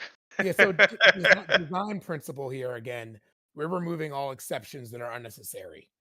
And so there's a very, very specific document that's buried somewhere in OverPower CA that tries to explain in the old game which abilities are on and off from reserve. And again, rife with just contradiction and backing into weird logic. We are done with that. If a And character part of has it is, I think it was very opinion based. I think someone said, "Oh, well, we don't want you to be able to put a character in the back and get +2 to venture every turn." And it's like, that's what you want to do with your reserve character slot. Why not? We've actually designed a character who we gave a lot of reserve abilities to, and we specifically gave him the +2 to venture because we're like, yeah, that's cool. I want to, and if I don't have as much functionality, but I can get a venture bonus, that's great. So I think that's a perfect example of the main reason inherents didn't work in the back, except the ones that did. You know, yeah, they're just going to work. They all work. They have an inherent ability. It's part of their character. They get to do their thing. Yeah, next question. Goody, let's move on. This one, have the legacy cards been tested against the new rulebook? What are the plans in this respect? So we've definitely, I would say before we even started designing the set, when Dave first came up with the astral plane, we did a lot of testing of the concepts back then. And that was really when especially with the astral plane, we really kind of knew we were onto something. Because the beauty of the astral plane is if I'm playing Dave, every time I play a card, I don't go, it's in the astral plane. Does anything happen? Now it goes through. I just say, all right, it's a 7. And then and he goes, I block it. I do this. You play exactly the same way, but the idea just is like when I go to play a card and someone's like, oh, I've got the negate. We know that happened in the astral plane. It's generally a part of the game that is that specific rule fixes a lot of issues in the game and explains a lot in the game, but you don't really interact with that area. You don't interact with that as you're attacking unless there's a reason to interact with it. And so, go ahead. Another thing it does, we didn't get to this when we talked about some of the implications. When you negate the effect of a special card, it's also clear in the new rulebook that it only negates the effect of the special card. My favorite pet example, if I were to attack you with a level 8 energy power card and I put with it, my team is +2 to all actions. In the legacy environment, if you negate the +2 to all actions, for some reason, someone decided that negates the power card, which is very unintuitive to new players, and I think just unintuitive in general. Currently, in the new rules, when you negate that +2, that'll happen in the astral plane. That doesn't do anything to address the fact that 8 energy happened, and that will cross through and across the astral plane. And so it gets rid of some of the exceptions that the old game had that prevented entire classes of cards from seeing play. So really, yeah, the new rules were definitely done with an eye towards the legacy game. In terms of how that's going to be handled, well, the first is that we definitely control the combined environment, Golden Age and Modern. So we know that both of those will be under the new. I expect the NAOL will review the new rule. Very happy with the product, and they will be adopted for legacy play as well. But with what we have coming with Top Cow, Witchblade Darkness, with Edgar Rice Burroughs and Tarzan, John Carter and Mars, third IP, can't wait to announce that. The future is going to be these stacking sets to where I think the focus will go from legacy to golden, and then really from golden to modern. So I'm very confident in people's enthusiasm there. But so I would say, to answer the question, there's been some testing for sure. I don't think I would say that the rule book's been tested against the old environment as much as the new environment, or because that's what we're really worried about, the new cards. So that's what we've been doing the most with our 11 playtest groups. But it has been, and so far, like we said, we built it by going through every card in the old game. So I feel pretty confident that it's going to work very well in the old game as well. Next question. Okay, so this was a very common one. A lot of people asked, what is an advanced universe card? Is it like Oh, you guys want to Unveil know, don't you? Teamwork? We can give a little bit away, but I don't want to say exactly what they are. An advanced universe card could be a lot of different things. I think, don't quote me on this if it doesn't happen or doesn't happen right away. Originally, the Stern brothers had different effects for their universe cards. It wasn't just a +3 or a numerical. It was supposed to do things, whether it was stun a character or give a character a longer term boost. We eventually see advanced universe cards kind of being not as powerful as an artifact like a Serpent Crown, but something like a shield ray gun or something, or a high end cables like Bishop and cables, like really high end plasma rifles, something that could give a longer term effect, something that could have a single effect or remainder of battle effect. In the first set, we do have advanced universe cards for one character. They all have passive effects that remain on the board for a certain duration of time. And then that particular character has a way he can interact with them to do something else. That's about as specific as I can get without just explaining the whole character. The biggest thing we noticed, actually, once we started to playtest that character that was fun, is that character, like most characters in the set, has 6 personal cards. Well, 3 of his cards are advanced universe cards. And so we ended up realizing pretty quick, he can place a special and one of his advanced universe cards in the universe card slot. And so that made that character very fun because I'll let you stack all of his cards, and you weren't nearly as worried you weren't going to get him out. But that's about what we'll say for advanced universe cards for now. So you're going to like them. I think you're really going to like where we go with them. In the Top Cow set, in the other set that's yet to be named, and Dave isn't even as privy to our business side. There's a third set, but I think pretty soon there's going to be a 4th and a 5th IP in line too. So we're churning over here every day. So advanced universe cards are definitely in the design for the next 2 sets. So after this Edgar Rice Burroughs set. Great. Next question. Do all teamwork attacks need to be made at once in the new rules, given the opponent options about what to defend? No, they're going to function the way they did originally. We're changing the values, but the card's function itself will be exactly the same. So you'll just read through the lines, but it will still be teamwork, defensive action, follow-up 1, defensive action, option for follow-up 2 if it's made defensive action. So they're still going to be played 1, 2, 3. And we are even changing the...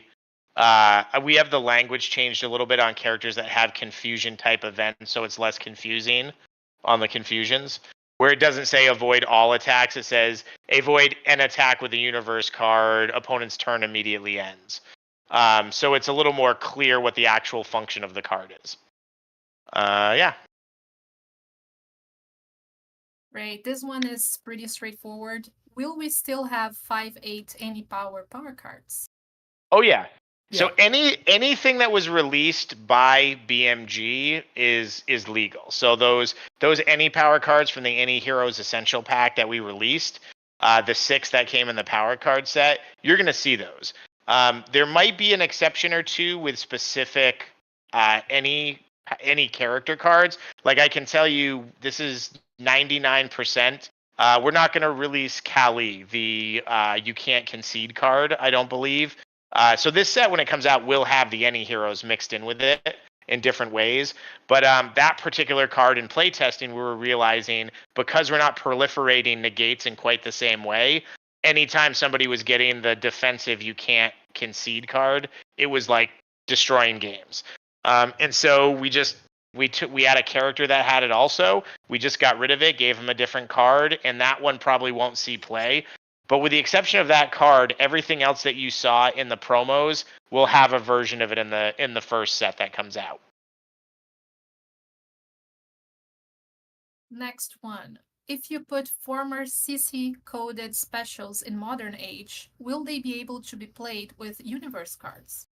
I would need to know what that one is, Dave. The CC's? access power card. And the answer is mostly yes. Now, I say mostly yes because Nightcrawler, for instance, his CC is acts as a level 5 multi-power card. It doesn't say multi-power power card. Nuts. So it's not actually a power card. It's Just a multi-power attack. Exactly. But and I believe also Ninja Adept for Shadowcat. That's a 6 any, and I'm not sure that its language exactly lines up with it behaving as a power. I can tell you Mojo's 5, which is, I forget what it's called, 5 strength. That one, the language lines up that it will be a power card. Great. So this is a big one. Okay. I was wondering if our old sets and the new ones you're creating can be used together. And are there going to be a limit on the old cards to be used in the new sets? Is there going to be a set of rules for combo play? This set of rules. So the great thing is, the biggest thing we're trying to push is, yes, these rules are rules for the game that are intended to streamline both environments. But the idea is we are designing. I mean, take a look at the cards. This game is 100% compatible with the old game. I can build a deck with Superman and Spider-Man and throw Mina Harker on there, and she's going to work just like any other character. There's nothing that's going to exist in the game that makes the old game not able to be played.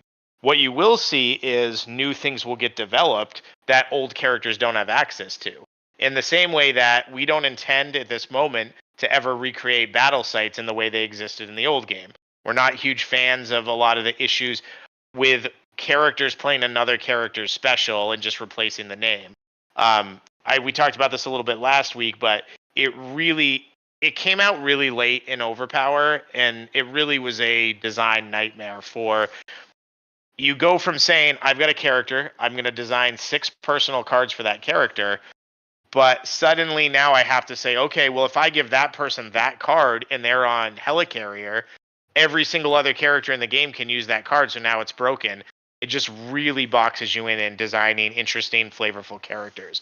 So that you probably won't see those battle sites in the new environment.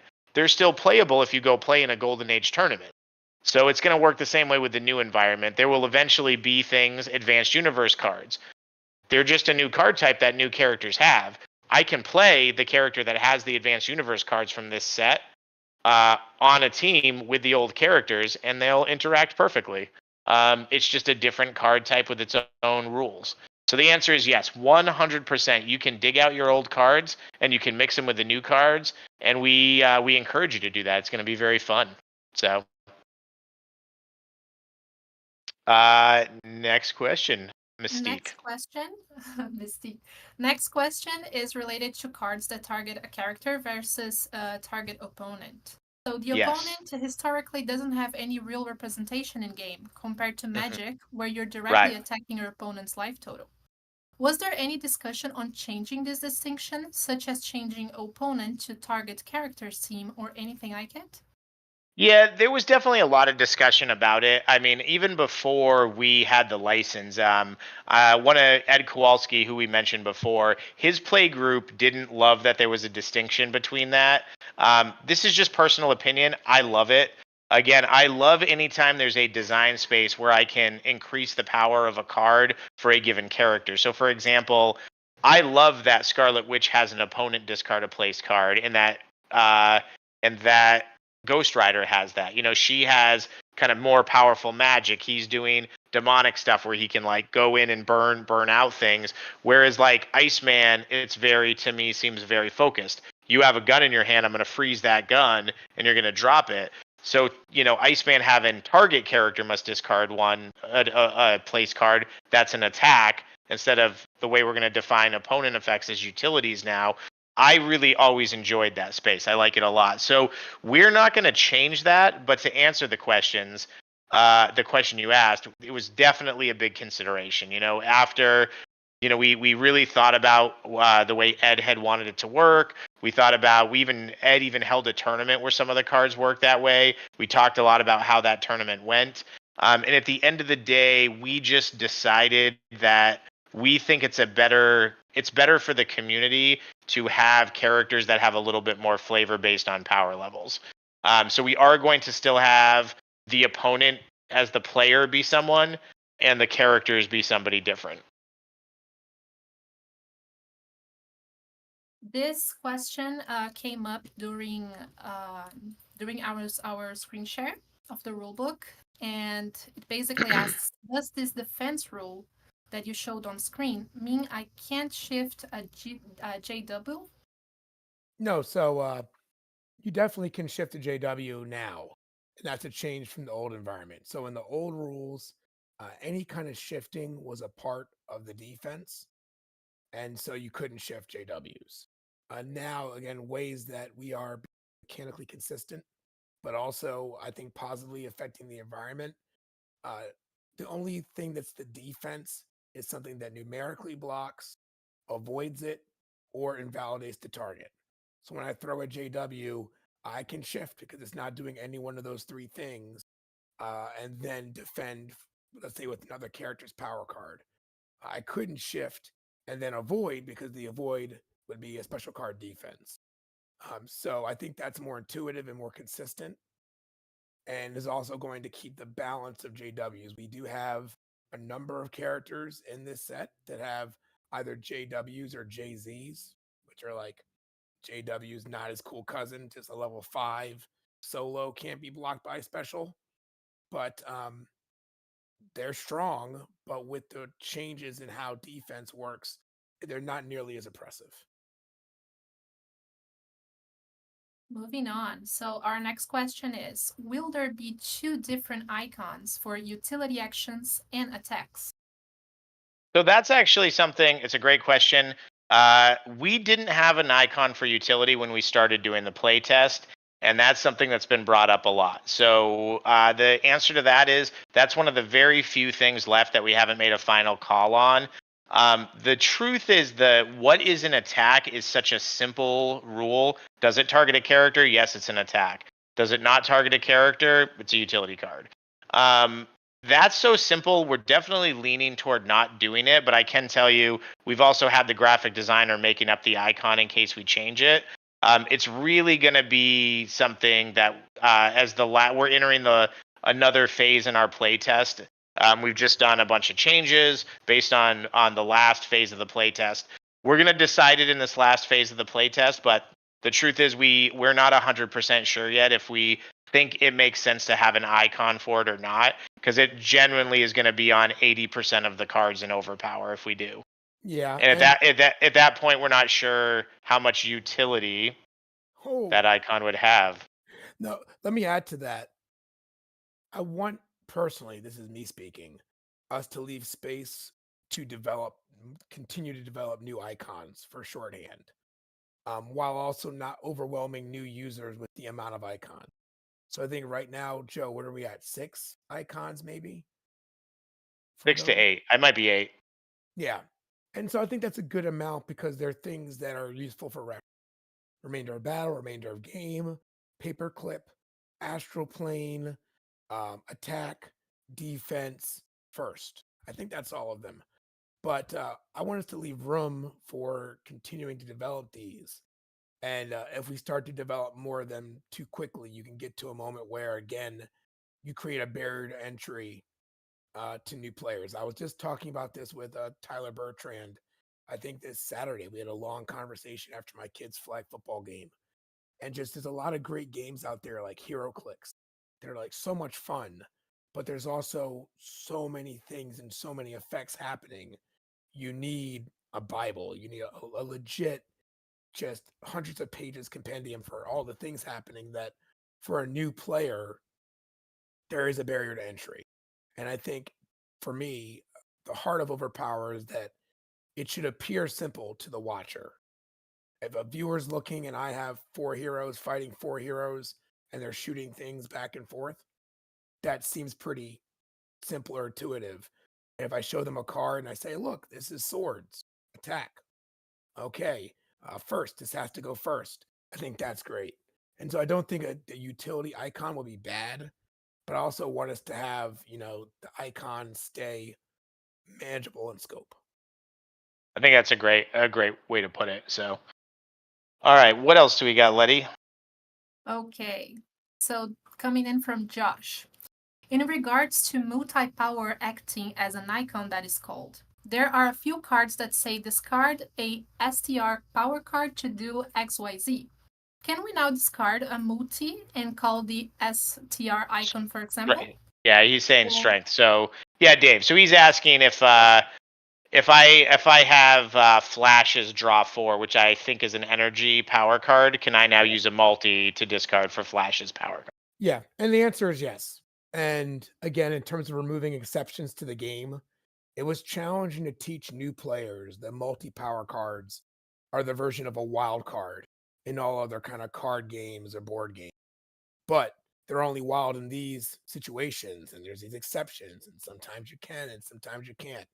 What we've done, and I think this was Joe's idea, by making those multi-power cards 1 per deck and also not having 1s and 2s, you can literally only have 3 multi-power cards in your deck currently in the new environment.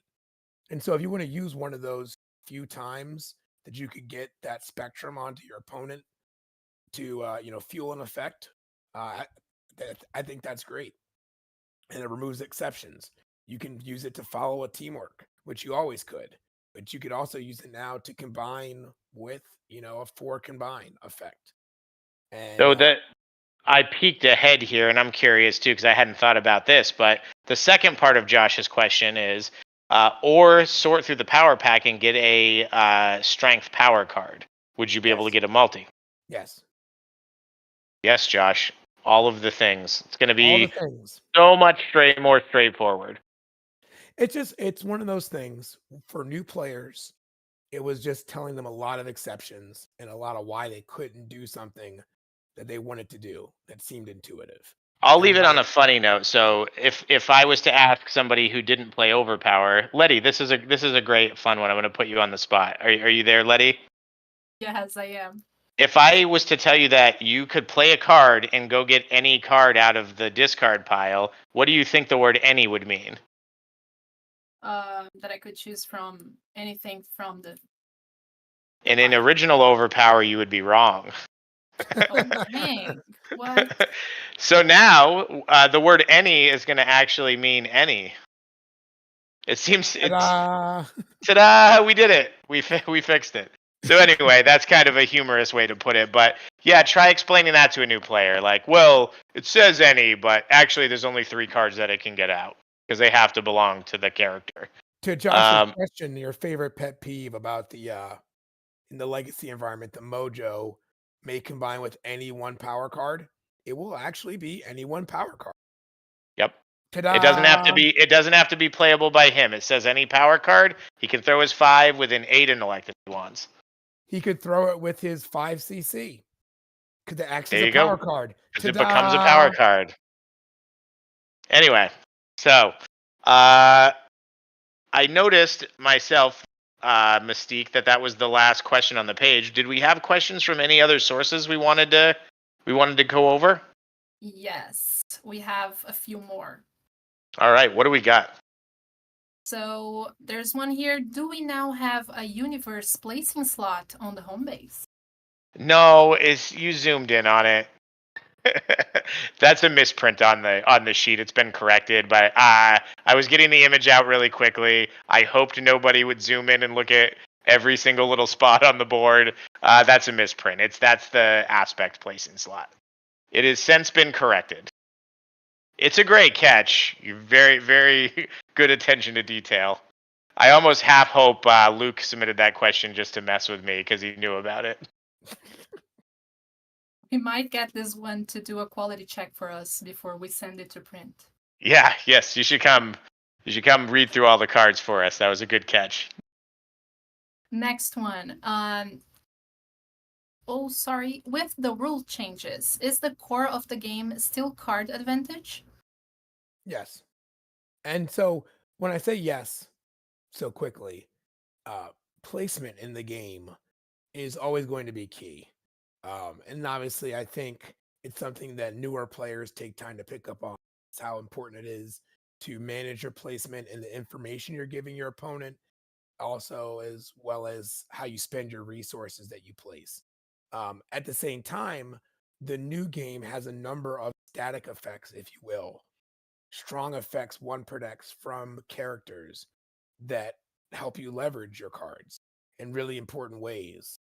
And I think uh, it's a little more challenging to get rid of those effects, and that makes playing them more valuable. Example from the Legacy game, and I was just speaking to Tyler about this. You have a card like Rogue's Nigh Invulnerable, says strengthen fighting hits on her current record don't count to venture. It's super flavorful. Sounds like it should be very strong, but it's a one per deck, and any time that it could matter, the opponent's either just going to negate that effect or just KO her, and that effect disappears because it's assumed it's attached to her. So how can we make that playable in the new environment? Well, one, you could have that effect for her go into the astral plane, so that when she gets KO'd, it doesn't get removed. So those hits still wouldn't count without being negated. That's one way we could. Another way is that, again, we're not proliferating negates as much. And a lot of these effects that exist that we're creating actually get to see play and stay on the board. And so you can see games where someone will play a +2. Joe spoke to Leonidas having +1 to power cards for defense for the whole game, his whole team. And those effects will stack over time and become very strong to where you might not think that's affecting venture, but if you get to a moment where you're +2 to power cards and the game goes to power pack, you've almost won the game right there. So you're going to have to try to figure out how to get rid of those effects by KOing Leonidas or by removing it with KL or spending very valuable negate effects on that. So I meandered a bit there. Hope to answer the question, but yeah, card advantage is still at the core, but we also are creating more modern and interesting static effects that affect that and change the game in interesting ways. Tyson, I just saw in our chat. Was there a misprint on the Cthulhu card that you saw, or was that just a joke that you were making? You can post that in the chat. We'll go to the next question though, Mystique. Okay, so that's related to the Mina Harker card that we showed. Is there a reason not to just make this a power card that can only be played by Mina? Acts as seems superfluous in this instance, but this is good on Dynamite Delivery. So I think the question is, where do you place it? So we've talked about this. If you make it that it's a power card, then she could only place that in her power card slot, and then you wouldn't be able to place that second power card.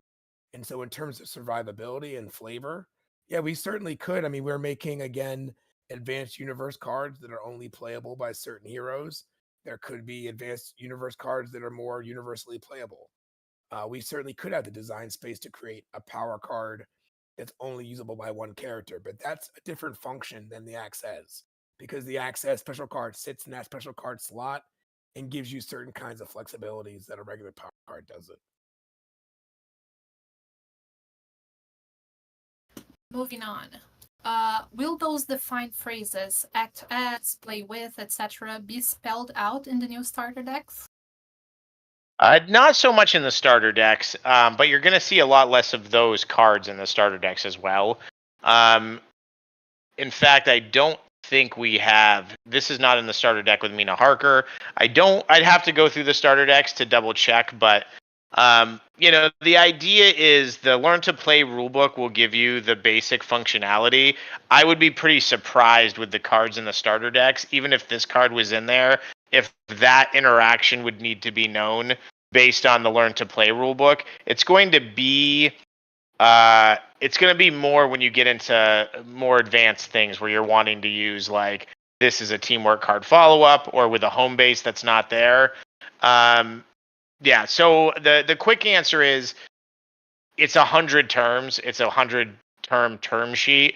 I don't really feel like that'd be the best way to introduce somebody to the game. I think it's more like the way that we approach the learn to play rule book is, give you guys kind of the building blocks of how to throw cards, how to defend cards, what the timing, like what the different phases of the game are, some game modes, and then let people get playing. And then as the questions come up, this is how it's always worked with me with games. As questions come up where I'm like, well, that's interesting.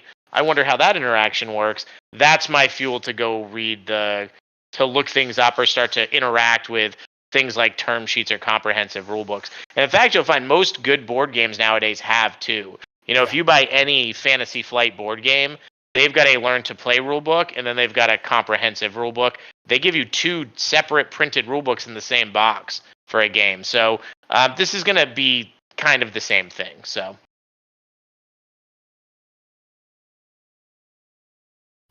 will there be some type of online tool like OverPower CA's card library? Like, can I look up a character and see all their associated specials? absolutely. So, like I said last week, we have not made any final decisions about what service we're going to use, but I can tell you from the ones that we've already met with and talked to, and what the better ones have had, we're definitely going to have a front-facing Play Network portal. That Play Network portal is going to have a lot of functionalities that we're basically not going to accept anyone that can't do these things, and the better ones can do this. It's going to have the ability to build sample decks on there. It'll have a whole deck builder. The one we really like has the ability to hit a button and export your deck that you just built on our website into a Tabletop Simulator file that you can go directly to Tabletop Simulator and play the deck that you just built. And that's really important to us. I know a lot of companies sort of don't like the different online deck building ways to play. We don't have an app for you guys. So if you want to take our stuff into Tabletop Simulator, that's great. Let us know. We'll probably jump on and play a game with you at some point. So we just want people playing the game. We don't think that that's any threat to people still wanting to show up and play with their friends or buy physical cards. So it's going to have that functionality. It's going to have a judge finder program as well as a store finder program. You want to find a place that's having tournaments to go play, you search in the store finder. If you're a retailer and you want to hold a little bit of a bigger tournament and you want to just hire a judge, we're going to have a database of everyone who's a registered judge with contact information. So I can say, oh, here's this guy, Tommy, who's within 100 miles. I'm just going to email Tommy and see if he'll work my event on Saturday. So it's going to have all of those things. It's definitely going to have a comprehensive database for all of the Lazarus Rising game cards that come out. So, yes, it's going to be great. Actually, the other thing, sorry, I am going to talk about one more thing. Sorry, Letty. The other thing that we're going to have that's fantastic is we have an ambassador program. So you people who are getting into the game early, if you want to go teach somebody how to play, we're going to have a store on the site that has hoodies, playmats, deck boxes, binders, all kinds of cool stuff that have a certain amount of point value. We're calling them power points. You're going to be able to work as a judge. Any events that we run at a regional or national level that's a Lazarus event, we will be paying judges. We believe in that. They'll also be able to earn power points to go buy these things off the website. And people who do the ambassador program will also be able to go on and buy things. So you teach other people the game, you get them to sign up and fill out a profile, you get a certain amount of points that you can get some of our, like this beautiful double play mat. We're going to have things available for sale there that you can earn that way. So that's all of the stuff that's going to be built into it through whichever vendor we end up using. So. Great. This one is pretty straightforward as well. Confusions will affect all universe cards now? It depends. Some do, some don't. So we've got that's all the beauty of the design space is there's definitely a character in the first set that has one that avoids an attack from any universe card and immediately ends the turn. And I believe there's a character that has just a teamwork one. Moving on to the next. will some home bases also have a unique aspect in addition to the any home base aspects previously released? I would say right now I'll say there is none that have been designed, and there is none that are directly planned to come out. However, it's been being talked about a lot. I'll give you a good example of 221 Baker Street so far has been probably the least used home base. It has, I think, at this point, all of the home bases we've created, with the exception of Spartan Training Ground, have been on a tournament-winning deck. We were, the deck that won Valhalla was what? I think Kefir won Champ of Champs with Oh, Spartan. with Training Ground. Okay, so maybe it's all of them. I knew he'd won with Dracula's Armory a bunch of times. I think that But was Magneto, whatever it was. It was Magneto in there and 5 fighting. Magneto, Mr. Fantastic, something else, trainings. So, but the great thing we've seen is most of these have seen a lot of, even the new one we released in Columbus actually won the next event, the Event Horizon, which is one we were actually worried was too weak. One of the people on the design team pretty vocally said he didn't think it would even see play. So it was pretty funny that it won the next tournament. But that said, 221 Baker Street is, that's my baby. I really want to play the characters that have reveal 2 cards from hand and make them discard 1. I love that effect. But, the more you play test it, you just realize it's not quite there yet.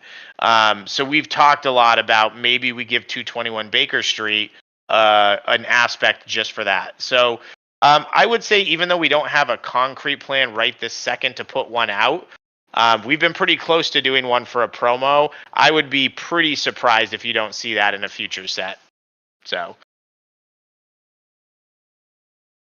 We've got a hairy question incoming. With the Okay. lack of negates, especially defensive negates, is there any fear of the big boy cards just wrecking games and making the game basically a race to who gets their big boy cards first, knowing that there is limited defense? So, Well, I would say there's always a fear that we're going to do something in the game that's not super balanced, but that's also why we have such a big play test. That's why we have 11 play test groups across the country. We have our own internal team that play tested for a number of months. And I'd say more what my observation has been is that those effects get to happen. And we've been careful to try to not make, probably the most powerful effect like that this question is probably referring to is something like Grim Reaper or what used to be called Power Leech. But there's also things too that I think, what we've had certain play groups that have said, oh, Grim Reaper's not been an issue at all. Our play group is one of them. We've had other play groups that have said, you got to get rid of that card in the game. Every game I play, I lose. But then we also kind of look at the big picture and we say, oh, well, not one person in that play group in any of their decks has used the Spartan Training Ground. And not one person in there has, if we see certain things on their stacks, they're not doing X, Y, Z. That's kind of what we're seeing is some of those effects, it's playing out very differently over different play groups. We have to take that into consideration as we're making tweaks and changes. I'd also say a lot of the bigger cards are creating effects, but then the other person also gets to get their effects off. So, for example, there's a very, very good card that Joan of Arc has where she creates a very big numerical bonus for the game and 2 power types for certain characters. It's very, very strong. But at the same time, when I have an offensive negate, I'm like, ugh, God, I really want to get rid of that. But also my character's pinned, and I can win this battle if I get rid of the pin. And so you sort of find yourself in an environment, which I think is great and really healthy, where to what Dave was talking about is, in old Overpower, you would see these cards and you'd be like, that seems like, I'll give you a perfect example. Who doesn't want to play attacks face down with Daredevil? Doesn't that just seem like the funnest thing to do is be like, I'm going to keep putting him face down. You got to guess. It's annoying. It's kind of loosely related to his ability. Everyone wants to do that, but it just gets negated because negates are so prevalent. And so there's so much defense. It doesn't matter if they negate that when it comes up. Well, now he gets to do that, and it's fun, but it generally doesn't break the game because then Joan of Arc is playing a really huge numerical defense thing too. And we found that these characters being able to do things don't tend to just end a game. even with a Power Leech or a Grim Reaper, I might get hit with it and drop 2 or 3 cards, but then I'm going to have it in a later battle, and if it gets through, the same thing happens. So I think I would feel pretty comfortable saying at this point I've played in the new environment easily 200 playtest games myself with as busy as I am, and I'm not on one of the playtest groups. And I've had maybe 4 games, I'd say, where like a Power Leech or a big effect just came out and I was like, all right, the game's over. And the reality is that should happen some of the time. Yeah. You know, variance is a thing. A good played card at the right time should be able to win a game. The real threshold shouldn't be like, hey, if I play this game at the right card at the right time and it goes through, do I win? It should be, is there a situation I'm creating in a deck where if 2 equal skilled players are playing each other, the person with that card is going to win like 80% of the time? That's where imbalance is really coming. And so far, we haven't seen anything like that.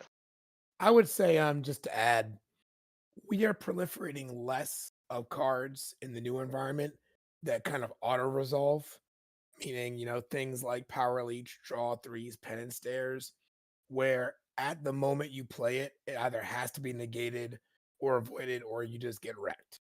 Now, it's not that we're not printing any of those, they're in there. Again, we're not allergic to these effects. We love the original game. It's just that shouldn't be the only way to play. So we are having a lot more flavorful remainder of game effects that are very strong, that create lasting effects, as well as some effects that need to be negated when it comes out. We do have a number of characters who have offensive negates, some that have defensive negates where there's a cost. We do have a character who has a full negate, so we're not anti-negates. But we are for pricing characters correctly with their threat level. And we are for a game that gives users multiple ways to play successfully. And so from the play testing I've done, I haven't seen an environment where Power Leech, for instance, in your hand, battle 1 is a bet 7. Yeah, it might be good that you can, okay, this is more likely to go off, I'll bet 3. And then normally when someone bets 3, you take that information to say, oh, I'm betting you have Power Leech. Do I have the defense for that? If not, I probably shouldn't stay to find out. And I think that's a muscle that people will learn again as well. Just like when Devour of Worlds wasn't banned, there were times, battle 1, someone might bet 5 on you. And you just have to know Devourer's in their hand. You have to leave. And it's a matter of discipline. And so we're making less of those cards, and there still are ways to defend them. And I think also there's ways like with Spartan Training Ground or the artifacts or basics that you can also protect your icon from Leech. So if this is a Leech question, I think there's ways to deal with that. If we're talking about other effects, the new environment has less. The old environment still has access to the old negators. So really there's not a large change there. We're not reducing the card pool. And I think the big thing is that, we're really, the groups that are playing a lot, and, there's definitely some groups that are playing a lot less than other groups, but we're keeping an eye on things that pop up. And, the play testing just went into the new phase. I think we had 30 tweaks spread or more. It might have been a little more, but there were like any game, there was like, all right, let's change the cost on a character. Like this was creating a little too much offensive pressure. Let's like dial it back a tiny bit or reduce a numerical value by 1 on this card. So we're even fine tuning those things now as we speak. So, yeah, so we're getting about to 10. Guys, we're going to try to answer everyone's questions. Don't feel like you have to stay, but you're welcome to. I know it's getting late, but we want to make sure anyone that really has something they want answered, we answer. So, Letty, why don't you go ahead and jump into the next one? Yeah, almost getting to the end of it. So the next one, are the Dracula from Classic and the LRG Dracula going to be considered separate characters in utilizing specials of one or the other? Will there be another future overlap we will have to watch out, for example, with Witchblade? Nope. So the way we're doing it's going to be pretty simple. Characters and their specials are generally going to be within the set that they come out in, or it's going to be very clear like that they go together. So what we're trying to do is not have to go back and give other characters specials. I think what the old game did is the old game printed a lot of cards that honestly just weren't playable, and I think they knew it. That was a very 90s mentality with CCGs is print a bunch of like cards that won't get used, and you got to fish through those to get the powerful cards. If you think of an average character in Overpower, I would say maybe one or two has 6 playable cards, like 6 cards that are all good. And what we've actually found, since we're trying to not our design principle is we're going to design cards that are bad and don't see play. We understand that, but that's not our intention. We believe every card we've designed in the set is going to have a place and be playable somewhere, and we hope that that's true, and it actually is. But probably we'll design somebody and it'll be like, that just was kind of a little bit DOA and didn't quite work the way we wanted. But to answer the question, what the feedback we're getting is, I want to play all these cards for this character and it's too many. If I play 3 of it on 1 per deck and there's 5 other good cards. And so we're seeing more often than not is characters are being built different ways. Like I might play Poseidon one way and focus on milling, which is one of his effects, or I might just play Poseidon and focus on his 8 any power attack and making big attacks. So generally, the characters are just going to use the cards from the set that they're in, and there'll be a set icon on the cards. So when you get cards from this set, there's going to be down by the legalese an icon that tells you this is the Dracula from ERB World Legends. These are his cards. Now, Dracula is one of the few exceptions. We only gave him 5 cards. Most characters in the set have 6. Now, we also might eventually want to say, like, say we do Top Cow and we put out Top Cow 2 some amount of time later, and we may say, okay, these 2 sets are like, brother and sister sets. They're in the same block, and we don't print Witchblade in both sets. And then we say, all right, well, we want Witchblade to have a new card. We'll figure out a way to make it clear that Witchblade card goes within this group of Top Cow, and they'll probably just age out together. These are, again, still so many angles of how we have to develop this, but the idea is going to be, the way it's definitely going to work to start, the Witchblade you get in the new Top Cow set in her 6 specials is not going to interact with the Witchblade from Legacy. And Technically, I think, Dave, unless I'm incorrect, you're the rules guy. If I'm playing Legacy, I could use both versions of the Witchblade the way our game works now, right? Because they're completely different characters. I think that's one we have to do a final determination on. What I can definitely say, I think the question was targeted at Dracula. We haven't finalized this, but those popular fan sets of the Marvels and Masters of Evil that neither were official releases, were never widely printed, certainly weren't legally printed. Those aren't going to be sets, I believe, and you can correct me if I'm wrong, Joe. We're going to be able to allow in Golden Age, and obviously wouldn't be in Modern Age. Those might be fan favorites in Legacy, and we'll leave that to the NAOL to determine how they handle it. But we can't have important cards in the card pool that new players just really can't get access to. And we've heard that complaint in the forums. We've heard it before in the Discord. We do listen to you guys. And so the new Dracula not only will inspired by the fan set build and a separate build, but it's going to be the only build that you use for Golden Age and Modern.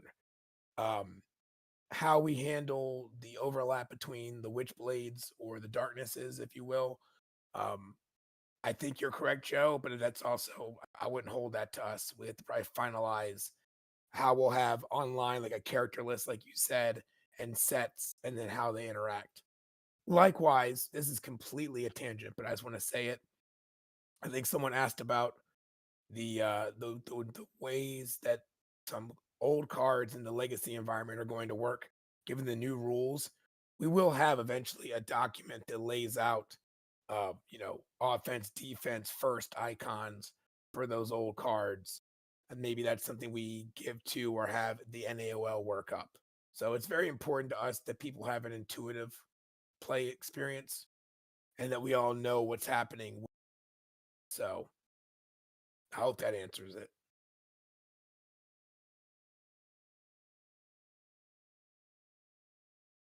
Great. That's it for the rules questions. We got a few more here, I think, related to this. Proxies of 90s cards will still be legal in Golden Age, hopefully. So this is really going to be what separates Legacy and Golden Age. It's tough for us. Like in a tournament environment, generally you don't allow proxies. When we get to the point where we're going to have like thousands of stores and even more once we do our worldwide release, I think it's going to be pretty hard for us as a company to say people can print out proxies, because you're going to get to the point where people are printing out things that aren't a good quality, and we're relying on like local people to be the judge of that. I think unfortunately we're going to just say, for the tournaments you do have to like track down these cards, and we know that that's not great for players that are newer that then want to try an older format. But it's also a problem that just exists in every game. If you want to go play Legacy in Magic the Gathering, there's a finite amount of Power 9 that still exists, and most people know where they are. So it's not like you can be like, oh, I want to go play Legacy, I got to get a Mox and get this, I'll find one. It's usually like, oh, like Keith sold his deck, or Alan and blah blah blah is selling his Legacy deck for $80,000. Do you want to buy it? That's generally how it works, and it's even a bigger problem with those games where, when they have Pro Tour events that use those Legacy formats, countries where they didn't sell Magic before it was as big as it is now, they generally just can't even get those cards. So these are really complicated problems, but I can tell you that unfortunately, I don't see a scenario where we can't be allowing fan sets. So the Marvels and the Masters of Evil, those sets won't generally be allowed in official play for us. And we're probably not going to be able to allow proxies in sponsored tournaments. Now, with that said, if other groups are looking to run tournaments, groups that are working a little more with the NAOL, then there's probably ways that those cards will still be legal in tournaments that they run, and we'll talk to our lawyers and see if there's a way we can still provide price support. At the end of the day, we never care what you do at your kitchen table, and obviously, like, we love those cards, and we want to make a way where you guys can play whichever way you want, and it's great. I will say, if I have my way long term, and this is real long term, if we get back to those licenses, what I would like to do is take the elements of what those sets had and re-release those characters with those elements. Because I really think what you're going to find is this is all going to be a lot more with an eye forward. And it'll get to a point where, as much as we love the original game, I don't really see Golden Age being the most popular format. I think it's going to become very niche in the same way that the older formats of other games are. And for the same reasons. Those older formats were designed in the 90s before people had 20 years of CCG design information to draw off. And when we get the bigger licenses, because I'm going to say when, we kind of plan on, I was even throwing out the idea that maybe if we were to get Marvel, the first set we do is the Marvels versus the Masters of Evil. And when we're re-releasing some of these characters, we're recreating some of these elements, some of them in a better way. Like maybe Doctor Strange isn't an 8 character that costs 19 points and has full team defense from reserve. Like, maybe that wasn't a very well thought out design space. and what I will say to add to that, if you actually look at both of those fan sets, there's a lot of great ideas in both. And at the same time, there's a lot of things that don't see play. So, it might be for each, there might be 10 to 20 beloved mechanics that we want to reproliferate into a revisitation. And then, like Joe said, a number of things that we'd like to fix or flavor differently, or up the mechanical power for certain characters like Doctor Strange, lower the mechanical power. So I think we definitely look to draw inspiration from the Legacy game, while also not being bound to some of the parts that didn't quite work out. And look too, the truth of it too is, if there's enough of a demand for it and we can get back to those licenses, the Marvels, like, to add on to Dave's point, there's really only about 3 or 4 cards from the Marvels that see play. Silver Sable Avoid, Doctor Strange Avoid, maybe Hawkeye's Action Leader. Like, not many more cards in that see play.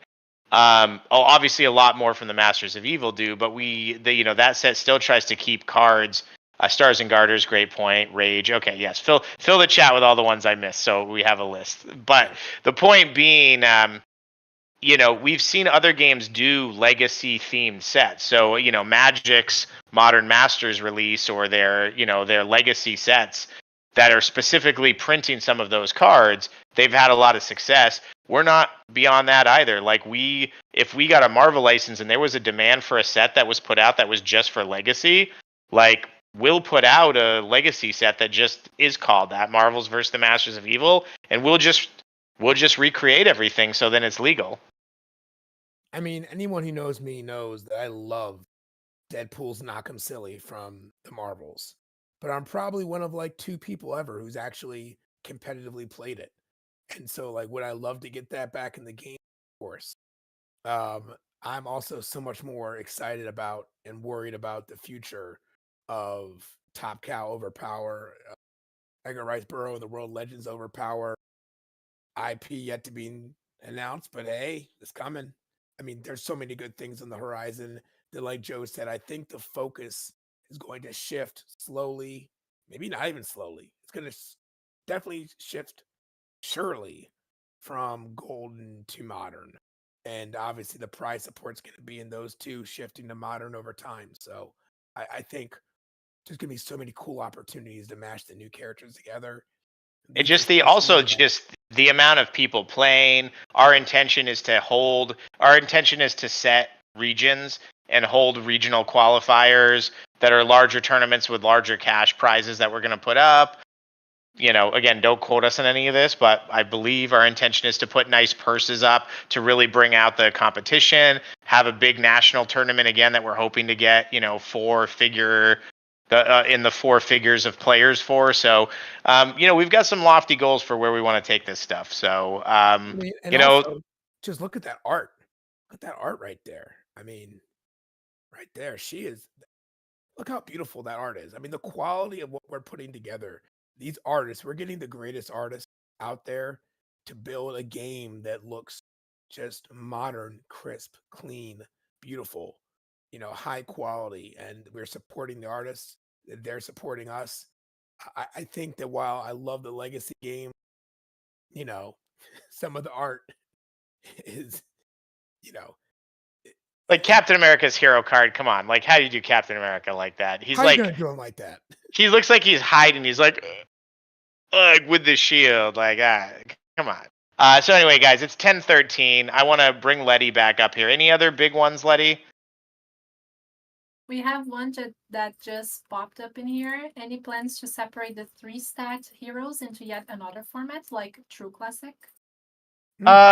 Those I think are a little more for like fringe, for those of you who don't play in the NAOL League, we have a lot of Friday night events that are usually themed and are pretty fun. We actually, Josh, who's on the call now, just did a really fun event that was the old battle style game, but you could only use mission control and back, including like any heroes, no battle sites, only the any heroes that were out for mission control and back. And I actually had more fun in that tournament than I've had in some of the other tournaments, just because, like, for me, it was the nostalgia. When I went to it, I was like, this will be fun. I used to play battles with my buddies, but all of a sudden I was like, I'm going to put Wolverine on the front line, and I think he's going to be really good. And he, not to toot my own horn. Yes, thanks. I did win also, which maybe made it really fun. But it was, like, really cool to be able to put Wolverine on the front line of a team, and he was genuinely good. Like, I was like doing the math when I was building the deck, and I'm like, oh, his Wounded Animal card is kind of not a very good card in the most environments. But then I'm like, if he's got one hit on him and he's throwing this as a 9, or if he even gets to a 10, you can kind of math out which characters it's going to automatically hit. And so that kind of stuff was really fun. I don't see us having it as like an official format, but we're certainly gonna, if somebody wanted to hold a 3-stat only Golden Age tournament, we would, just like any other tournament, you bet we'd be giving you guys prize support for it. So now we only have 2 last questions. We're getting to the end of it. All right, we're gonna do these last two, and then even if more come up, we're gonna call it. So these are the last two questions. So these are not related to rules. This one is, when you guys get to the second set based around image, will it be a re-release or will it be a whole new set or a mix of old cards and new cards?